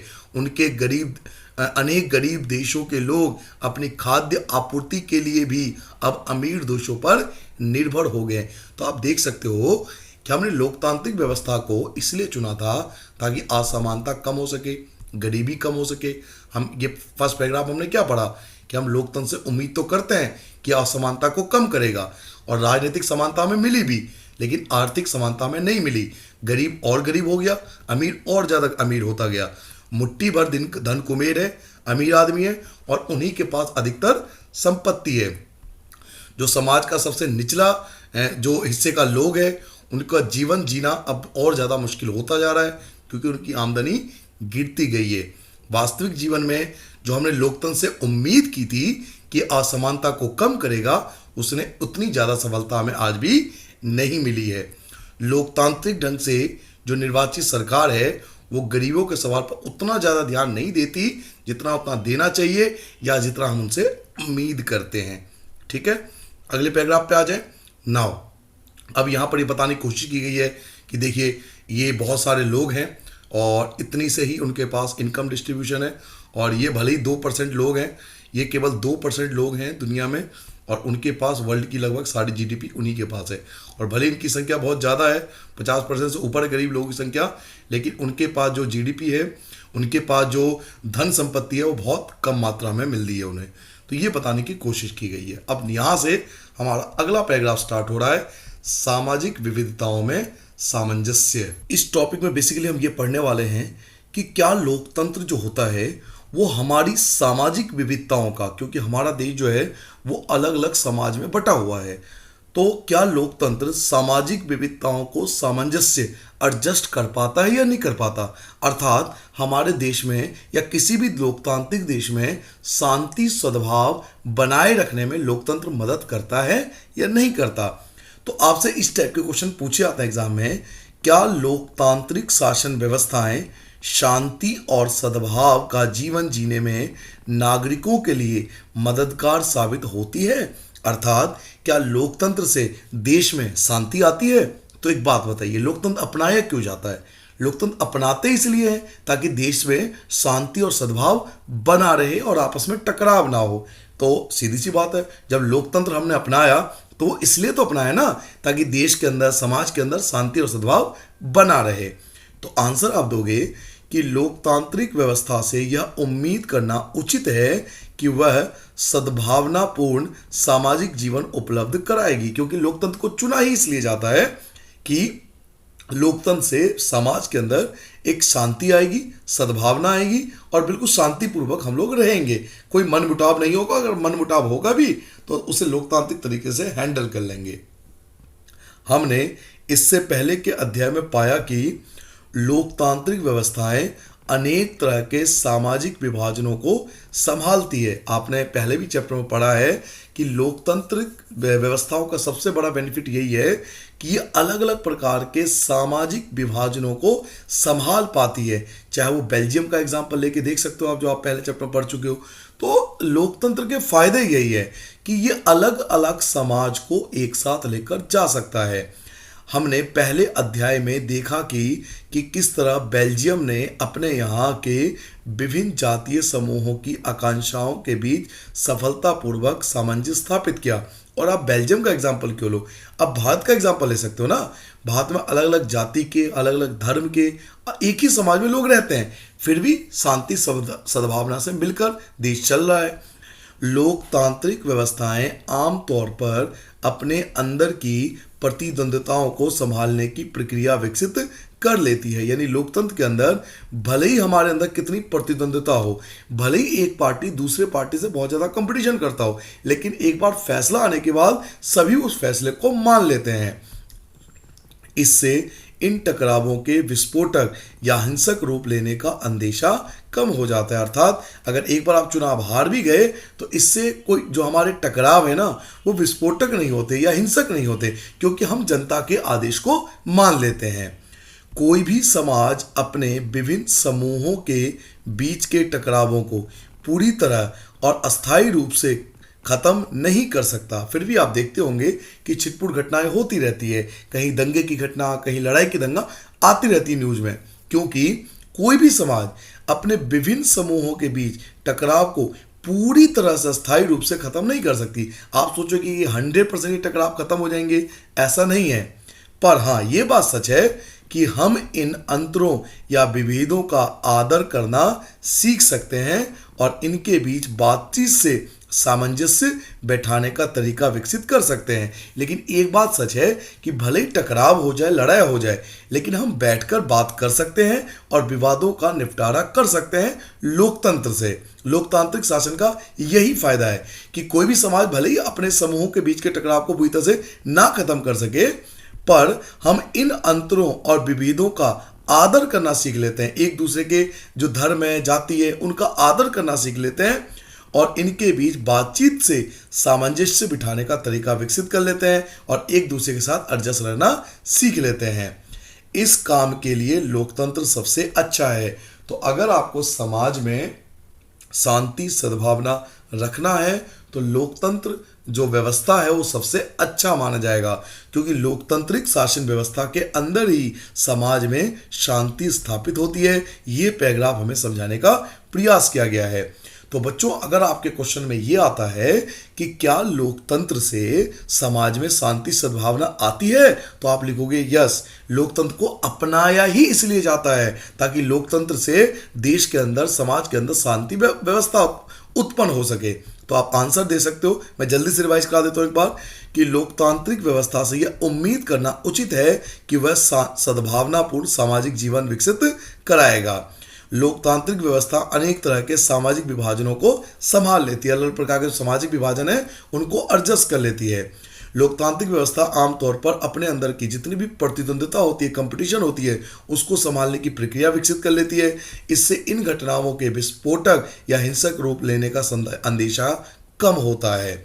अगर मान लीजिए कोई भी समाज अपने विभिन्न समूहों के बीच टकराव को पूरी तरह से भले ही अस्थायी रूप से खत्म ना कर सके, पर इन अंतरों और विभेदों का आदर करना जरूर सीख लेते हैं और इसके बीच बातचीत से सामंजस्य या एडजस्टमेंट बैठाने का तरीका विकसित कर लेते हैं, यानी हम किसी तरह से एडजस्ट कर लेते हैं लोकतंत्र में। इस काम के लिए लोकतंत्र सबसे अच्छा माना जाता है। तो अगर आपके देश के अंदर, अगर आपके समाज के अंदर आपको सामंजस्य बिठाना है, अगर आप शांति सद्भावना से रहना चाहते हो, तो लोकतंत्र का ऑप्शन सबसे बेस्ट है, ये बताने का प्रयास किया गया है। यहाँ एक पॉइंट और ऐड कर सकते हो कि गैर लोकतांत्रिक व्यवस्थाएं आमतौर पर अपने अंदरूनी सामाजिक मतभेदों से आंखें फेर लेती है और इन्हें दबाने की कोशिश करती है। जहां पे गैर लोकतंत्र है वहां पे क्या होता है, वहां पे अगर मतभेद है तो जो छोटा समाज है उसको दबा दिया जाता है, उनसे आंखें फेर लेती है। जो सामाजिक मतभेद होती हैं उनसे आंखें फेर ली जाती है, क्योंकि वहां गैर लोकतंत्र है। आप राजा का कुछ कर नहीं सकते, तो वो कोई एक्शन नहीं भी लेगा तो क्या फर्क पड़ जाएगा उसे। सामाजिक अंतर, विभाजन और टकरावों को संभालना निश्चित रूप से लोकतांत्रिक व्यवस्थाओं का एक सबसे बड़ा गुण है। तो अगर आप देश के अंदर शांति सद्भावना चाहते हो, सामाजिक अंतर को संभालना चाहते हो, विभाजन को संभालना चाहते हो, टकरावों को संभालना चाहते हो, तो इन सब को संभालने के लिए लोकतांत्रिक व्यवस्था सबसे अच्छा है। क्योंकि लोकतंत्र हमने चुना ही इसलिए था ताकि सामाजिक अंतर को कम किया जा सके, जो विभाजन है हमारे समाज का उसको पास लाया जा सके, और जो टकराव है उसको हम संभाल सकें। तो ये पॉइंट आपके क्लियर हो गया कि लोकतांत्रिक शासन व्यवस्था शांति और सद्भावना का जीवन जीने में नागरिकों के लिए मददगार साबित होती है। तो यस, होती है। इसका आंसर आप ये सारा पॉइंट दे सकते हो। इसके अलावा आपको इस पॉइंट का भी ध्यान रखना है, जो हमारा अगला पॉइंट होगा कि इस परिणाम को हासिल करने के लिए, अगर आप चाहते हो कि समाज के अंदर शांति सद्भावना बनी रहे, तो इस परिणाम को हासिल करने के लिए लोकतांत्रिक व्यवस्थाओं को स्वयं भी दो शर्तों को पूरा करना होगा। अगर आप चाहते हो कि भारत जैसे देशों में, भारत जैसे लोकतांत्रिक देशों में शांति और सद्भावना बना रहे, तो इसके लिए दो शर्तों को पूरा करना पड़ेगा। पहला, यह गौर करना जरूरी है कि लोकतंत्र का सीधे सीधे अर्थ बहुमत की राय से शासन करना नहीं है। बहुमत को सदा ही अल्पमत का ध्यान रखना होता है, यानी जो व्यक्ति बहुमत में है उसे अपने अल्पमत का भी ध्यान रखना होता है। इसके साथ काम करने की जरूरत होती है, यानी जो बहुमत में होगा और जो अल्पमत में होगा, दोनों साथ मिलकर काम करेंगे तो ही देश में सद्भावना शांति बनी रहेगी।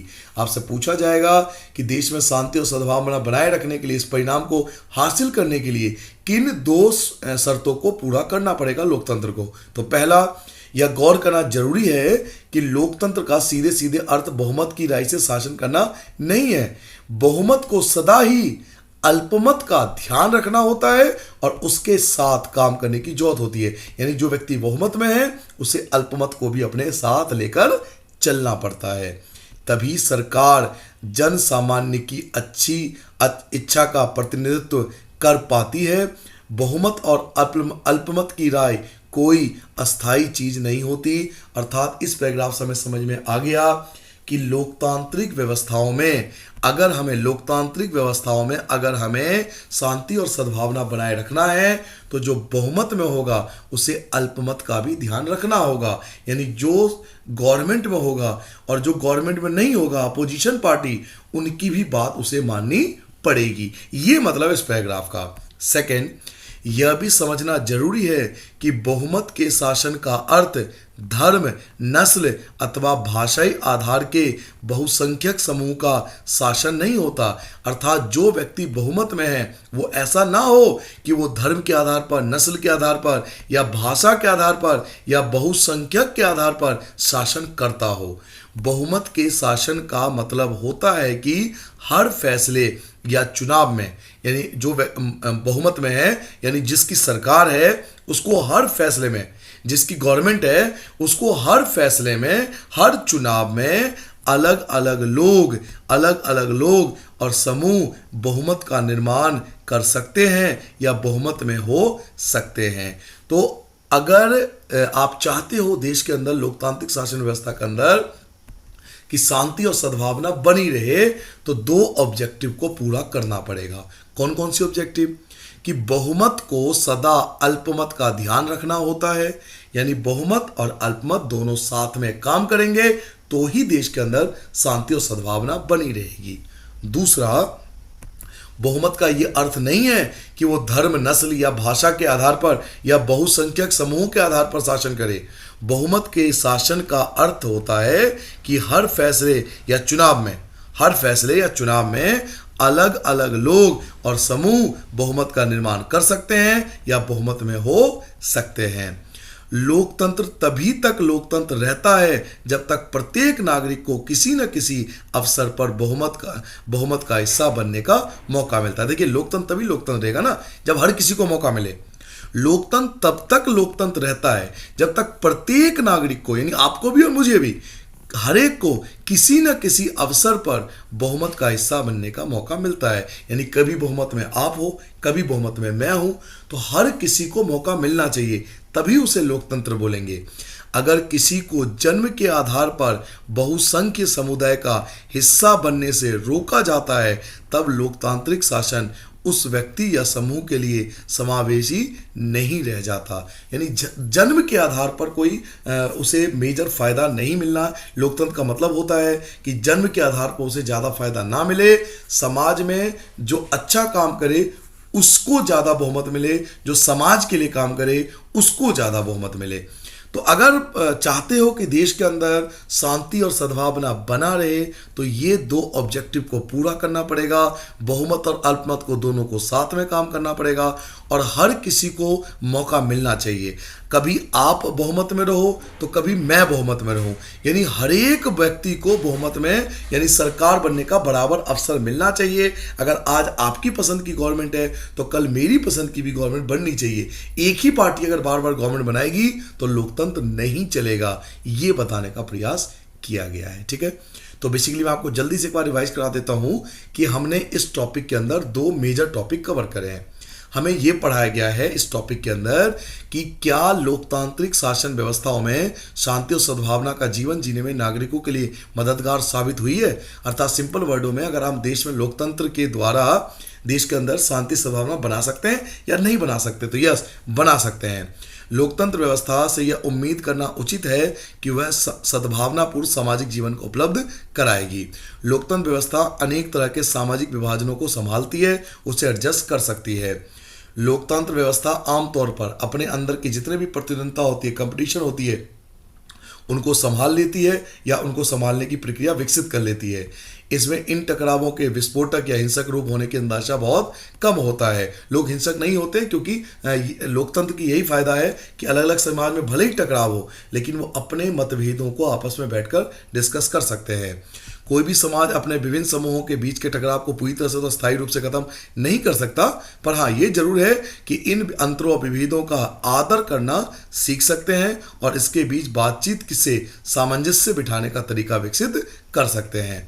इन काम के लिए लोकतंत्र सबसे अच्छा है। अर्थात अगर आप समाज में शांति सद्भावना चाहते हो तो लोकतंत्र सबसे बेस्ट है। अगर आप सामाजिक अंतर, विभाजन, टकरावों को संभालना चाहते हो तो निश्चित रूप से लोकतंत्र जो व्यवस्था है वो सबसे अच्छा है, क्योंकि लोकतंत्र का मेन ऑब्जेक्टिव ही यही होता है। तो लोकतंत्र को ये जो रिजल्ट है कि समाज में शांति और सद्भावना होगा, ये कब हासिल होगा? जब लोकतंत्र के अंदर दो चीज़ें होंगी। पहला कि बहुमत और अल्पमत दोनों मिलकर काम करें और समाज में हर किसी को बराबर अवसर मिले। आज आपकी बहुमत है तो कल किसी और की भी बहुमत होनी चाहिए। अगर एक ही पार्टी बार बार जीतेगी तो लोकतंत्र खतरे में आ जाता है। नाउ अगला है, क्या लोकतंत्र नागरिकों की गरिमा और आज़ादी को बढ़ाता है? तो यस, लोकतंत्र नागरिकों की गरिमा और आज़ादी को बढ़ाता है, क्योंकि लोकतंत्र का ये मेजर ऑब्जेक्टिव भी है। व्यक्ति की गरिमा और आज़ादी के मामले में लोकतांत्रिक व्यवस्था किसी भी अन्य शासन प्रणाली से काफ़ी आगे है। अगर आप देश में अपने नागरिकों की गरिमा को बढ़ाना चाहते हो, अगर आप अपने देश के नागरिकों को अधिक आज़ादी देना चाहते हो तो लोकतंत्र सबसे बेस्ट है। देखो, पहले पॉइंट से ही मिल गया कि व्यक्ति की गरिमा और आज़ादी के मामले में लोकतांत्रिक व्यवस्था किसी भी अन्य शासन प्रणाली से काफ़ी आगे है। आप एक ऐसा देश सोचिए जहां लोकतंत्र है और एक ऐसा देश सोचिए जहां लोकतंत्र नहीं है। आपको खुद पता लग जाएगा कि जहां लोकतंत्र होगा वहां लोगों के नागरिकों की गरिमा को बढ़ावा मिलता है, लोगों को अधिक आज़ादी मिलती है। जबकि जहां पे लोकतंत्र नहीं है वहां लोगों की गरिमा का ध्यान नहीं रखा जाता और आज़ादी भी बहुत कम होती है। तो अगर हम लोगों की, व्यक्ति की गरिमा और आज़ादी की बात करें तो लोकतंत्र सबसे अच्छा है। पहला पॉइंट हमें ये मिल गया। दूसरा पॉइंट, गरिमा और आज़ादी की चाह ही लोकतंत्र का आधार है। लोकतंत्र हमने बनाया क्यों था? इसलिए तो बनाया था ताकि लोगों की गरिमा को बढ़ाया जा सके और लोगों को पूरी आज़ादी मिले। तो गरिमा और आज़ादी ही लोकतंत्र की आधार है। अगला, अलग अलग लोकतांत्रिक व्यवस्थाओं में इन बातों पर अलग अलग स्तर का आचरण होता है। तो ये 3 पॉइंट आपको बताना है। अगर आपसे क्वेश्चन पेपर में ये पूछा जाए बच्चों कि लोकतंत्र से नागरिकों की गरिमा और आज़ादी को बढ़ावा मिलता है या नहीं मिलता, तो आप बोलोगे बिल्कुल कि लोकतंत्र से लोगों की गरिमा और आज़ादी को बढ़ावा मिलता है। पहला पॉइंट आप लिख सकते हो यहां पर। फर्स्ट पॉइंट आप देख रहे होंगे कि व्यक्ति की गरिमा और आज़ादी के मामले में तो लोकतंत्र सबसे आगे है। प्रत्येक व्यक्ति अपने साथ के लोगों से सम्मान पाना चाहता है। अक्सर टकराव तभी पैदा होते हैं जब कुछ लोग को लगता है कि उनके साथ सम्मान का व्यवहार नहीं किया गया है। गरिमा और आज़ादी की चाह ही लोकतंत्र के आधार है। दुनिया भर की लोकतांत्रिक व्यवस्था इस चीज़ को मानती है कम से कम सैद्धांतिक तौर पर जरूर कि लोकतंत्र से लोगों के सम्मान में या गरिमा में वृद्धि हुई है। अलग अलग लोकतांत्रिक व्यवस्थाओं में इन बातों पर अलग अलग तरह का आचरण होता है। लोकतांत्रिक सरकारें सदा नागरिकों के अधिकारों का सम्मान नहीं करती। फिर जो समाज लंबे समय तक गुलामी में रहे हों भारत जैसे, उनके लिए यह एहसान करना आसान नहीं है कि सभी व्यक्ति बराबर है। यहाँ स्त्रियों की गरिमा का ही उदाहरण ले, अगर हम स्त्रियों का एग्जाम्पल ले लें, दुनिया के अधिकांश समाज पुरुष प्रधान समाज है। आज अगर किसी दुनिया का कोई भी समाज देखोगे तो वो पुरुष प्रधान समाज है। महिलाओं के लंबे संघर्ष के बाद अब जाकर यह माने जाने लगा है कि महिलाओं के साथ गरिमा और समानता का व्यवहार लोकतंत्र की जरूरी शर्त है। यानी अगर आपके देश में लोकतंत्र है तभी तो आप महिलाओं को बराबर का हक दोगे। और आज अगर कहीं यह हालत है तो उसका यह मतलब नहीं है कि औरतों के साथ सदा से सम्मान का व्यवहार हुआ है। अगर किसी देश में लोकतंत्र है और महिलाओं को हम बराबर का हक दे रहे हैं, इसका मतलब ये नहीं है कि पहले से उनको बराबर का हक मिलता था। बहरहाल, एक बार जब सिद्धांत रूप से इस बात को स्वीकार कर लिया गया कि अब औरतों के लिए वैधानिक और नैतिक रूप से उनके प्रति गलत मान्यताओं और व्यवहारों के खिलाफ संघर्ष करना आसान हो गया है, लोकतांत्रिक व्यवस्थाओं में यह बात संभव ना थी। यानी अगर हम महिलाओं की सम्मान की बात करें, यहाँ पे एग्जांपल ले सकते हो कि अगर हम महिलाओं की सम्मान की बात करें तो केवल लोकतंत्र शासन व्यवस्था ही है जिसमें महिलाओं को पुरुषों के समान अधिकार दिए जाते हैं। भले ही पहले उनको नहीं दिया जाता था ये अधिकार, लेकिन आज अधिकतर देशों में लोकतांत्रिक शासन व्यवस्था में आप देखोगे तो महिलाओं को पुरुषों के समान बराबरी का हक मिला है। लेकिन अलोकतांत्रिक व्यवस्था में यह बात संभव ना थी, क्योंकि वहां व्यक्तिगत आजादी और गरिमा ना तो वैधानिक रूप से मान्य है और ना नैतिक रूप से। इसलिए अगर आप गरिमा को बढ़ाना चाहते हो, सम्मान को बढ़ाना चाहते हो, महिलाओं को बराबर हक देना चाहते हो, तो लोकतंत्र सबसे अच्छा है। भारत में लोकतांत्रिक व्यवस्था ने कमजोर और भेदभाव का शिकार हुई जातियों के लोगों के समान दर्जे और समान अवसर के दावे को बल दिया है। भारत जैसे देशों ने क्या करा, जो छुआछूत की प्रॉब्लम थी या जो नीची जाति और ऊंची जाति की जो समस्या थी, उसको भारतीय संविधान ने हल करने का एक तरीका निकाला और सबको बराबरी का हक दिया, सबको समानता का अधिकार दिया। तो भारत में लोकतांत्रिक व्यवस्था ने कमजोर और जो भेदभाव का शिकार हुई जातियां थी, निचले जातियों के लोग थे, उन लोगों के समान दर्जे और समान अवसर के दावे को बल दिया है, क्योंकि भारतीय संविधान ने लोगों को अधिकार दिया, समानता का अधिकार। तो ये बताने की कोशिश की गई इस पैराग्राफ में कि अगर आप चाहते हो देश के अंदर लोगों के गरिमा में, उसके इज्जत में या उसके रिस्पेक्ट में बढ़ावा देना, अगर आप लोगों के, नागरिकों के गरिमा को बढ़ाना चाहते हो और उसको आज़ादी देना चाहते हो, तो लोकतंत्र सबसे बेस्ट है, क्योंकि व्यक्ति की गरिमा और आज़ादी के मामले में लोकतांत्रिक व्यवस्था किसी भी अन्य शासन व्यवस्था से बहुत ज़्यादा आगे है। लोकतंत्र में ही लोगों की गरिमा को बढ़ावा मिलता है। गरिमा और आज़ादी की चाह ही लोकतंत्र का आधार है, ये सेकंड पॉइंट था। अलग अलग लोकतांत्रिक व्यवस्था ने इन बातों पर अलग अलग स्तर का आचरण होता है।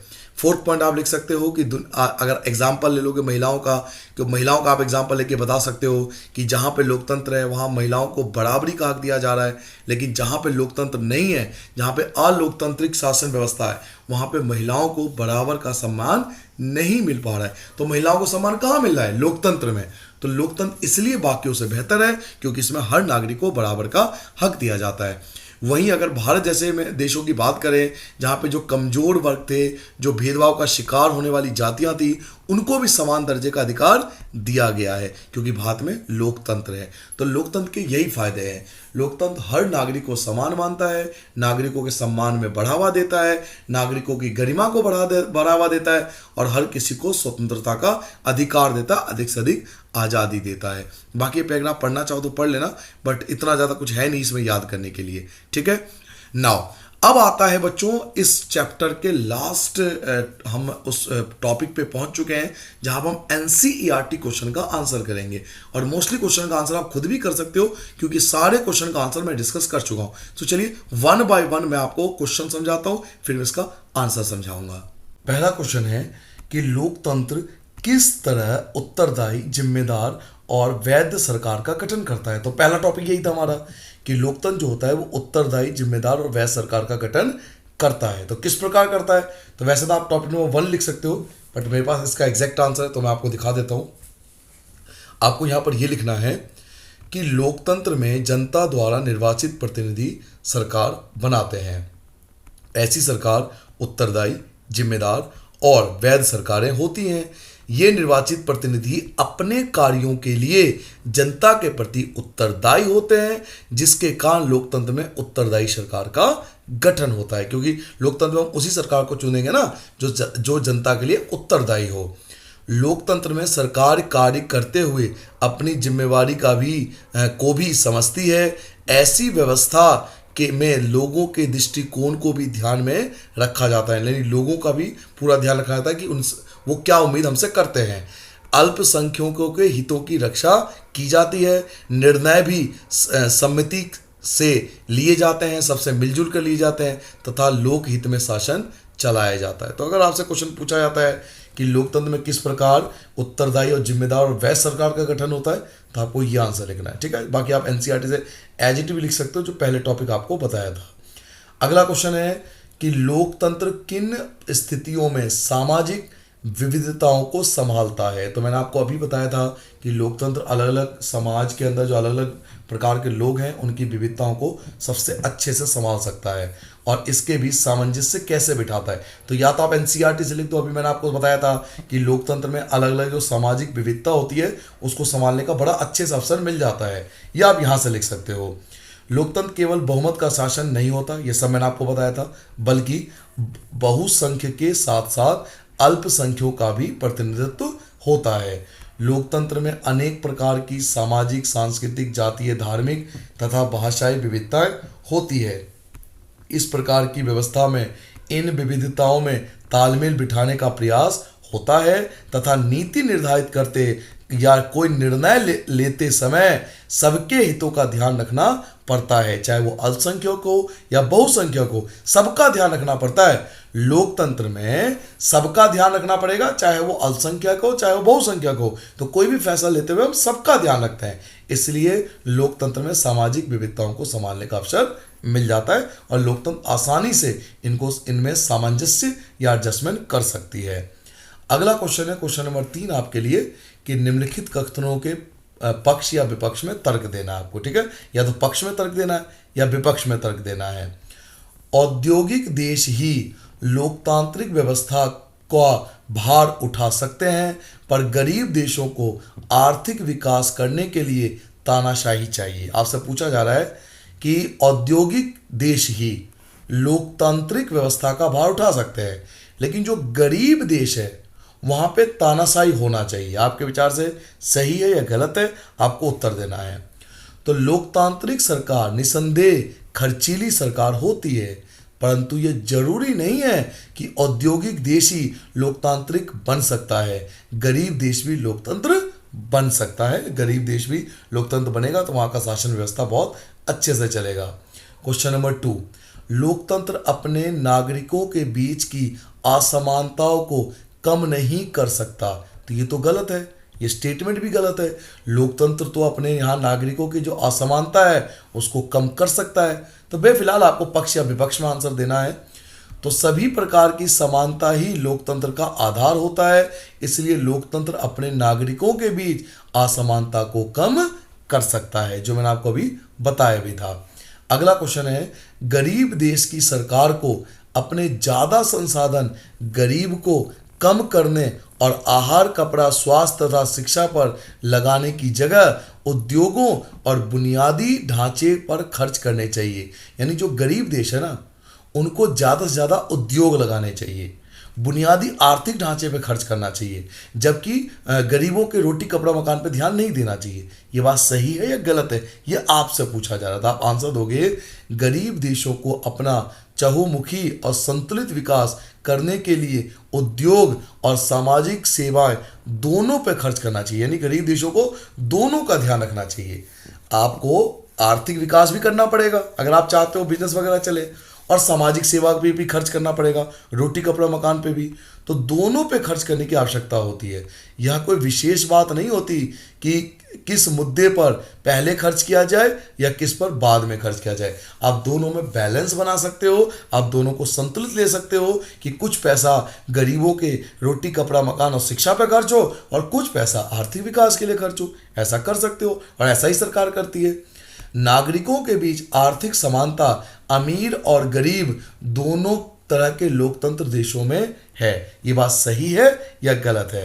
तो आंसर दोगे कि आर्थिक जो असमानता है, जो आर्थिक असमानता है, ये प्रत्येक लोकतांत्रिक देश में होती है। यानी अगर आप हर लोकतांत्रिक देश को देखोगे तो कुछ लोग बहुत अमीर होते हैं और कुछ लोग बहुत गरीब होते हैं। तो ये लगभग हर देश में पाया जाता है। लोकतंत्र में सभी को एक ही वोट का अधिकार है। इसका मतलब है कि लोकतंत्र में किसी तरह का प्रभुत्व और टकराव नहीं होता। देखिए, लोकतंत्र में बात सच है कि हर किसी को एक वोट डालने का अधिकार है। तो आपसे पूछा जा रहा है कि इससे लोकतंत्र में टकराव होता है या नहीं होता। लोकतंत्र में एक व्यक्ति एक वोट का सिद्धांत अपनाया जाता है, बिल्कुल सही बात है, जिसके कारण राजनीतिक प्रतिनिधित्व और टकराव का कोई प्रश्न ही नहीं उठता। तो राजनीतिक टकराव नहीं होता क्योंकि हर किसी के पास एक वोट, एक व्यक्ति एक ही वोट डाल सकता है, इसलिए टकराव नहीं होता। बल्कि सामाजिक, आर्थिक या कोई अन्य टकराव हो सकते हैं। सामाजिक टकराव तो नहीं होता। सामाजिक टकराव क्यों नहीं होता? राजनीतिक टकराव नहीं होता। सॉरी बच्चों, राजनीतिक टकराव तो नहीं होता। राजनीतिक टकराव क्यों नहीं होता? क्योंकि राजनीतिक रूप से लोकतंत्र में सब बराबर होते हैं, सभी को एक वोट करने का अधिकार है। लेकिन बच्चों, सामाजिक और आर्थिक टकराव होते हैं लोकतंत्र में भी। ठीक है ना। अगला क्वेश्चन है, क्वेश्चन नंबर 4 पे आ गए। नीचे दिए गए ब्यौरों में लोकतंत्र की चुनौतियों की पहचान करें। ये स्थितियां किस तरह नागरिकों के गरिमापूर्ण, सुरक्षित और शांतिपूर्ण जीवन के लिए चुनौती पेश करती हैं। लोकतंत्र को मजबूत बनाने के लिए नीतिगत संस्थागत उपाय भी सुझाने हैं आपको। ठीक है, तो ये आपको यहाँ पर बहुत सारे पॉइंट दिए हुए, 3 पॉइंट। उच्च न्यायालय के निर्देश के बाद उड़ीसा में दलितों और गैर दलितों के प्रवेश के लिए अलग अलग दरवाजा रखने वाले एक मंदिर को एक ही दरवाजे को सबको प्रवेश की अनुमति देनी पड़ी। यानी मंदिर में पहले क्या था कि दलितों के लिए और गैर दलितों के लिए अलग अलग दरवाजा था। तो जो उड़ीसा का हाई कोर्ट था उन्होंने कहा कि नहीं, उच्च न्यायालय ने बोला कि सबके लिए मंदिर एक है तो एक ही दरवाजा होना चाहिए। ठीक है, अभी हम सुझाव देंगे इसके बारे में। भारत के विभिन्न राज्यों में बड़ी संख्या में किसान आत्महत्या कर रहे थे, इसके बारे में आपको सुझाव देना है। और जम्मू कश्मीर के गंडवारा में मुठभेड़ बताकर जम्मू कश्मीर पुलिस द्वारा 3 नागरिकों की हत्या करने के आरोप को देखते हुए इस घटना के जांच के आदेश दिए गए हैं। तो ये 3 घटना आपको दिया हो गया। पहला जो है वो दलित और गैर दलित के समाज के बारे में था। दूसरा कि जो किसान आत्महत्या कर रहे हैं उनके बारे में है। और तीसरा जो फेक एनकाउंटर होता है उसके बारे में था। तो इसके बारे में आपको सुझाव भी देना है। तो क्या आंसर दोगे? उच्च न्यायालय का निर्देश लोकतांत्रिक और संवैधानिक दोनों है। जो उच्च न्यायालय ने आदेश दिया था कि भाई दोनों के लिए एक ही दरवाजा होना चाहिए, वो लोकतांत्रिक भी है और संवैधानिक भी है। बिल्कुल ठीक है। भारतीय संविधान के अनुसार लोकतंत्र को शक्तिशाली बनाने के लिए छुआछूत को असंवैधानिक और गैर कानूनी घोषित किया गया है। यानी छुआछूत को पूरी तरह से बैन कर दिया गया है। तो इसलिए जब उच्च न्यायालय ने फैसला किया कि मंदिरों में एक ही दरवाजा होना चाहिए दलित और गैर दलित के लिए, तो ये लोकतांत्रिक भी है और ये संवैधानिक भी है। लोकहित की ओर ज़्यादा ध्यान देता है। फिर भी भारत में काफ़ी संख्या में आत्महत्या जो किसान हैं वो कर रहे हैं, जो सरकार के लिए बहुत बड़ी चुनौती है। सरकार को ऐसी स्थिति से निपटने के लिए ठोस कदम उठाने चाहिए, चाहे वो जो मैंने आपको बताया था सस्ता लोन वगैरह देना चाहिए। लोकतंत्र में शांति स्थापित करना पुलिस का कार्य है, परंतु यदि पुलिस ही कोई गैर कानूनी काम करता है तो लोगों की मांग पर जांच पड़ताल अवश्य होनी चाहिए। अगर पुलिस ही कोई गलत काम करती है तो उसकी जांच पड़ताल जरूर होनी चाहिए। क्वेश्चन नंबर 5 है कि लोकतांत्रिक व्यवस्थाओं के संदर्भ में इनमें से कौन सा विचार सही है? लोकतांत्रिक व्यवस्थाओं में सफलतापूर्वक मतलब कौन सा सही है ये आपको बताना है। तो इसमें आपको ऑप्शन दिए हुए हैं कि लोगों के बीच टकराव को समाप्त कर दिया है। देखिए, लोगों के बीच जो टकराव है उनको थोड़ा कम कर दिया है, ये तो हम कह सकते हैं। लोगों के बीच की आर्थिक असमानताएं समाप्त कर दी है, आर्थिक असमानताएं समाप्त नहीं करी है। हाशिए के समूह यानी जो सबसे निचला समूह है से कैसा व्यवहार हो इस बारे में सारे मतभेद मिटा दिए हैं। राजनीतिक गैर बराबरी के विचार को समाप्त कर दिया है। तो ये आपसे 4 ऑप्शन है, आपको बताना है कि लोकतांत्रिक व्यवस्था में कौन सा सही है। तो लोकतांत्रिक व्यवस्था सामाजिक असमानता कम करके सामाजिक सद्भावना पैदा करती है। आर्थिक असमानता को भी कम करने का प्रयास किया जाता है लोकतंत्र के अंदर। लोकतंत्र आपसी मतभेदों को समाप्त करके मेल मिलाप को बढ़ाता है। इससे न्यायपूर्ण व्यवहार किया जाता है। अतः क और ख जो है वो उचित है। पहला और दूसरा जो है वो सही है। फर्स्ट पॉइंट कि लोगों के बीच जो टकराव है उसको कम करती है, टकराव को लगभग समाप्त कर देती है लोकतंत्र में। और लोगों के बीच की जो आर्थिक असमानता है उसको भी समाप्त कर दी है, यानी कोशिश कर रही है कि लोगों के बीच आर्थिक असमानता है वो कम हो जाए। तो क और ख जो है वो सही है। लोकतंत्र के मूल्यांकन के लिहाज में से इनमें कोई एक चीज लोकतांत्रिक व्यवस्थाओं के अनुरूप नहीं है। यानी इनमें से कौन सा लोकतंत्र के लिए सही नहीं है? इनमें से कौन सा लोकतंत्र के लिए सही नहीं है? स्वतंत्र और निष्पक्ष चुनाव लोकतंत्र के लिए बिल्कुल सही है। व्यक्ति की गरिमा लोकतंत्र के लिए बहुत सही है।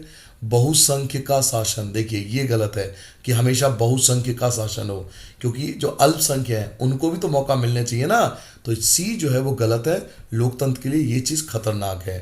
क्वेश्चन नंबर 7, लोकतांत्रिक व्यवस्था के राजनीतिक और सामाजिक असमानताओं के बारे में किए गए अध्ययन बताते हैं कि लोकतंत्र और विकास साथ ही चलते हैं। सही बात है, पहला स्टेटमेंट सही है कि लोकतंत्र और विकास दोनों साथ चलते हैं। लोकतांत्रिक व्यवस्थाओं में असमानताएं बनी रहती है। तो लोकतांत्रिक व्यवस्थाओं में असमानता क्यों बनेगी? लोकतंत्र में वहाँ तो समानता आती है। तानाशाही में असमानताएं नहीं होती। तानाशाही में अकेला व्यक्ति है तो ऑप्शन ही नहीं है कोई यहाँ तो। तानाशाहियाँ लोकतंत्र से बेहतर साबित हुई है, ये भी गलत है। तानाशाही लोकतंत्र से बेहतर साबित नहीं हुई है। तो लोकतंत्र और विकास साथ चलती है, ये जो है इनमें से बेस्ट है। यहाँ आपको एक केस स्टडी दिया हुआ है कि नन्नू एक दिहाड़ी मजदूर है।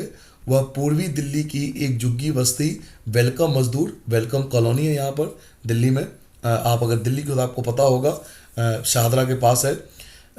वेलकम मजदूर कॉलोनी में रहता है। उसका राशन कार्ड गुम हो गया और जनवरी 2006 में उसने डुप्लीकेट राशन कार्ड बनाने के लिए अर्जी दी। अगले 3 महीनों तक उससे राशन विभाग के दफ्तर के कई चक्कर लगाए, लेकिन वहाँ तैनात किरानी और अधिकारी उसका काम करने या उसके अर्जी की स्थिति बताने की कौन कहे उसको देखने तक के लिए कोई तैयार ही नहीं था। बेचारा 3 महीने से, ये आपके साथ भी हो चुका होगा, मेरे साथ भी हो चुका है। बार बार जाओ दफ्तरों में, कोई काम ही नहीं हो रहा, कोई देखने कोई तैयार नहीं गरीब लोग को। आखिरकार उसने सूचना के अधिकार का उपयोग करते हुए अपनी अर्जी की दैनिक प्रगति का ब्यौरा देने का आवेदन किया। उसने राइट टू इंफॉर्मेशन एक्ट का इस्तेमाल किया और उसके कौन से काम हो गए या उसका फाइल कहाँ तक पहुँचा उसकी जानकारी मांगी। इसके साथ ही उसने इस अर्जी पर काम करने वाले अधिकारियों के नाम और काम ना करने की सूरत में उनके खिलाफ होने वाली कार्रवाई का ब्यौरा भी मांग लिया। उस व्यक्ति ने यह भी मांग लिया कि कौन सा अधिकारी के अंदर ये काम आता है और अगर काम नहीं कर रहा अधिकारी तो उसके खिलाफ कौन सी कार्रवाई की गई है।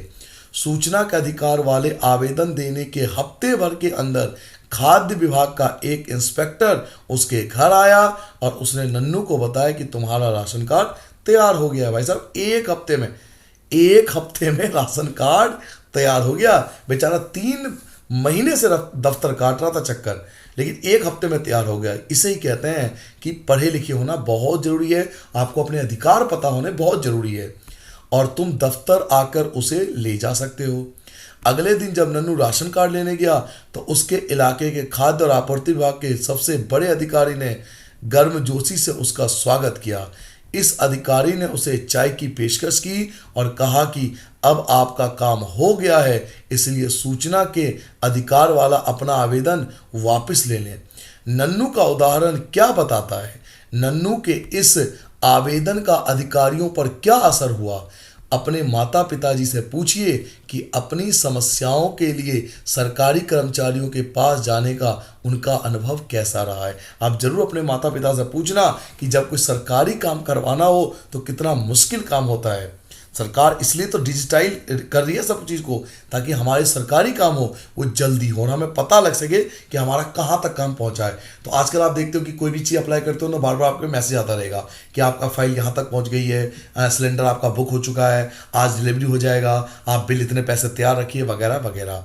तो नन्नू के उदाहरण से स्पष्ट होता है कि यदि लोग अपने अधिकारों का प्रयोग करें तो वह सरकार तथा सरकारी कर्मचारी से अपनी समस्याओं का हल करा सकते हैं। अगर आपको अपने अधिकारों के बारे में पता हो तो आपको तरीका पता हो कि किस प्रकार काम कराया जा सकता है, तो आप बिल्कुल सरकार से या सरकारी कर्मचारी से आसानी से काम करवा सकते हो, जैसे नन्नू ने करा।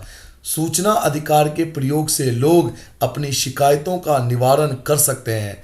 नन्नू के आवेदन पर अधिकारियों पर अच्छा प्रभाव पड़ा, परिणाम स्वरूप वे अपने अपने कार्यों में व्यस्त हो गए। ऐसी अनेक समस्याएं लोगों को झेलनी पड़ती है। यदि लोग सचेत रहें और अपने अधिकारों का प्रयोग करें तो वो अपनी समस्याओं का हल करवा सकते हैं। तो ये था लास्ट क्वेश्चन जिसमें हमने सीखा कि अगर लोग पढ़े लिखे हों, लोगों को अपने अधिकार पता हो, तो सरकार से या सरकारी विभाग के कर्मचारियों से बहुत आसानी से काम करवा सकते हैं, जैसे नन्नू ने किया था।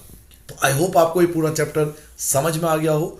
ये पूरा चैप्टर बच्चों केस स्टडी बेस है, तो हो सकता है आपको वीडियो 2 से 3 बार देखना पड़ जाए, जो कि देखना भी चाहिए, क्योंकि एक बार में आप नहीं मास्टर बन सकते इस चैप्टर में। ये चैप्टर केस स्टडी है, तो एज ए टीचर मैं आपको यही कहूँगा कि इस चैप्टर को 2 से 3 बार पढ़ें, बार बार पढ़ें, तो आपको क्लियर होगा। इसमें हमने पढ़ा है कि लोकतंत्र क्यों जरूरी है किसी देश के लिए। तो अगर वीडियो पसंद आए तो लाइक जरूर करें, शेयर जरूर करें, चैनल को सब्सक्राइब भी करें और अपने दोस्तों के साथ इस अपने जो ऑप्शन है, अपने जो विचार हैं इस चैप्टर को पढ़ के आपको क्या समझ में आए जरूर शेयर करें। धन्यवाद, नमस्कार।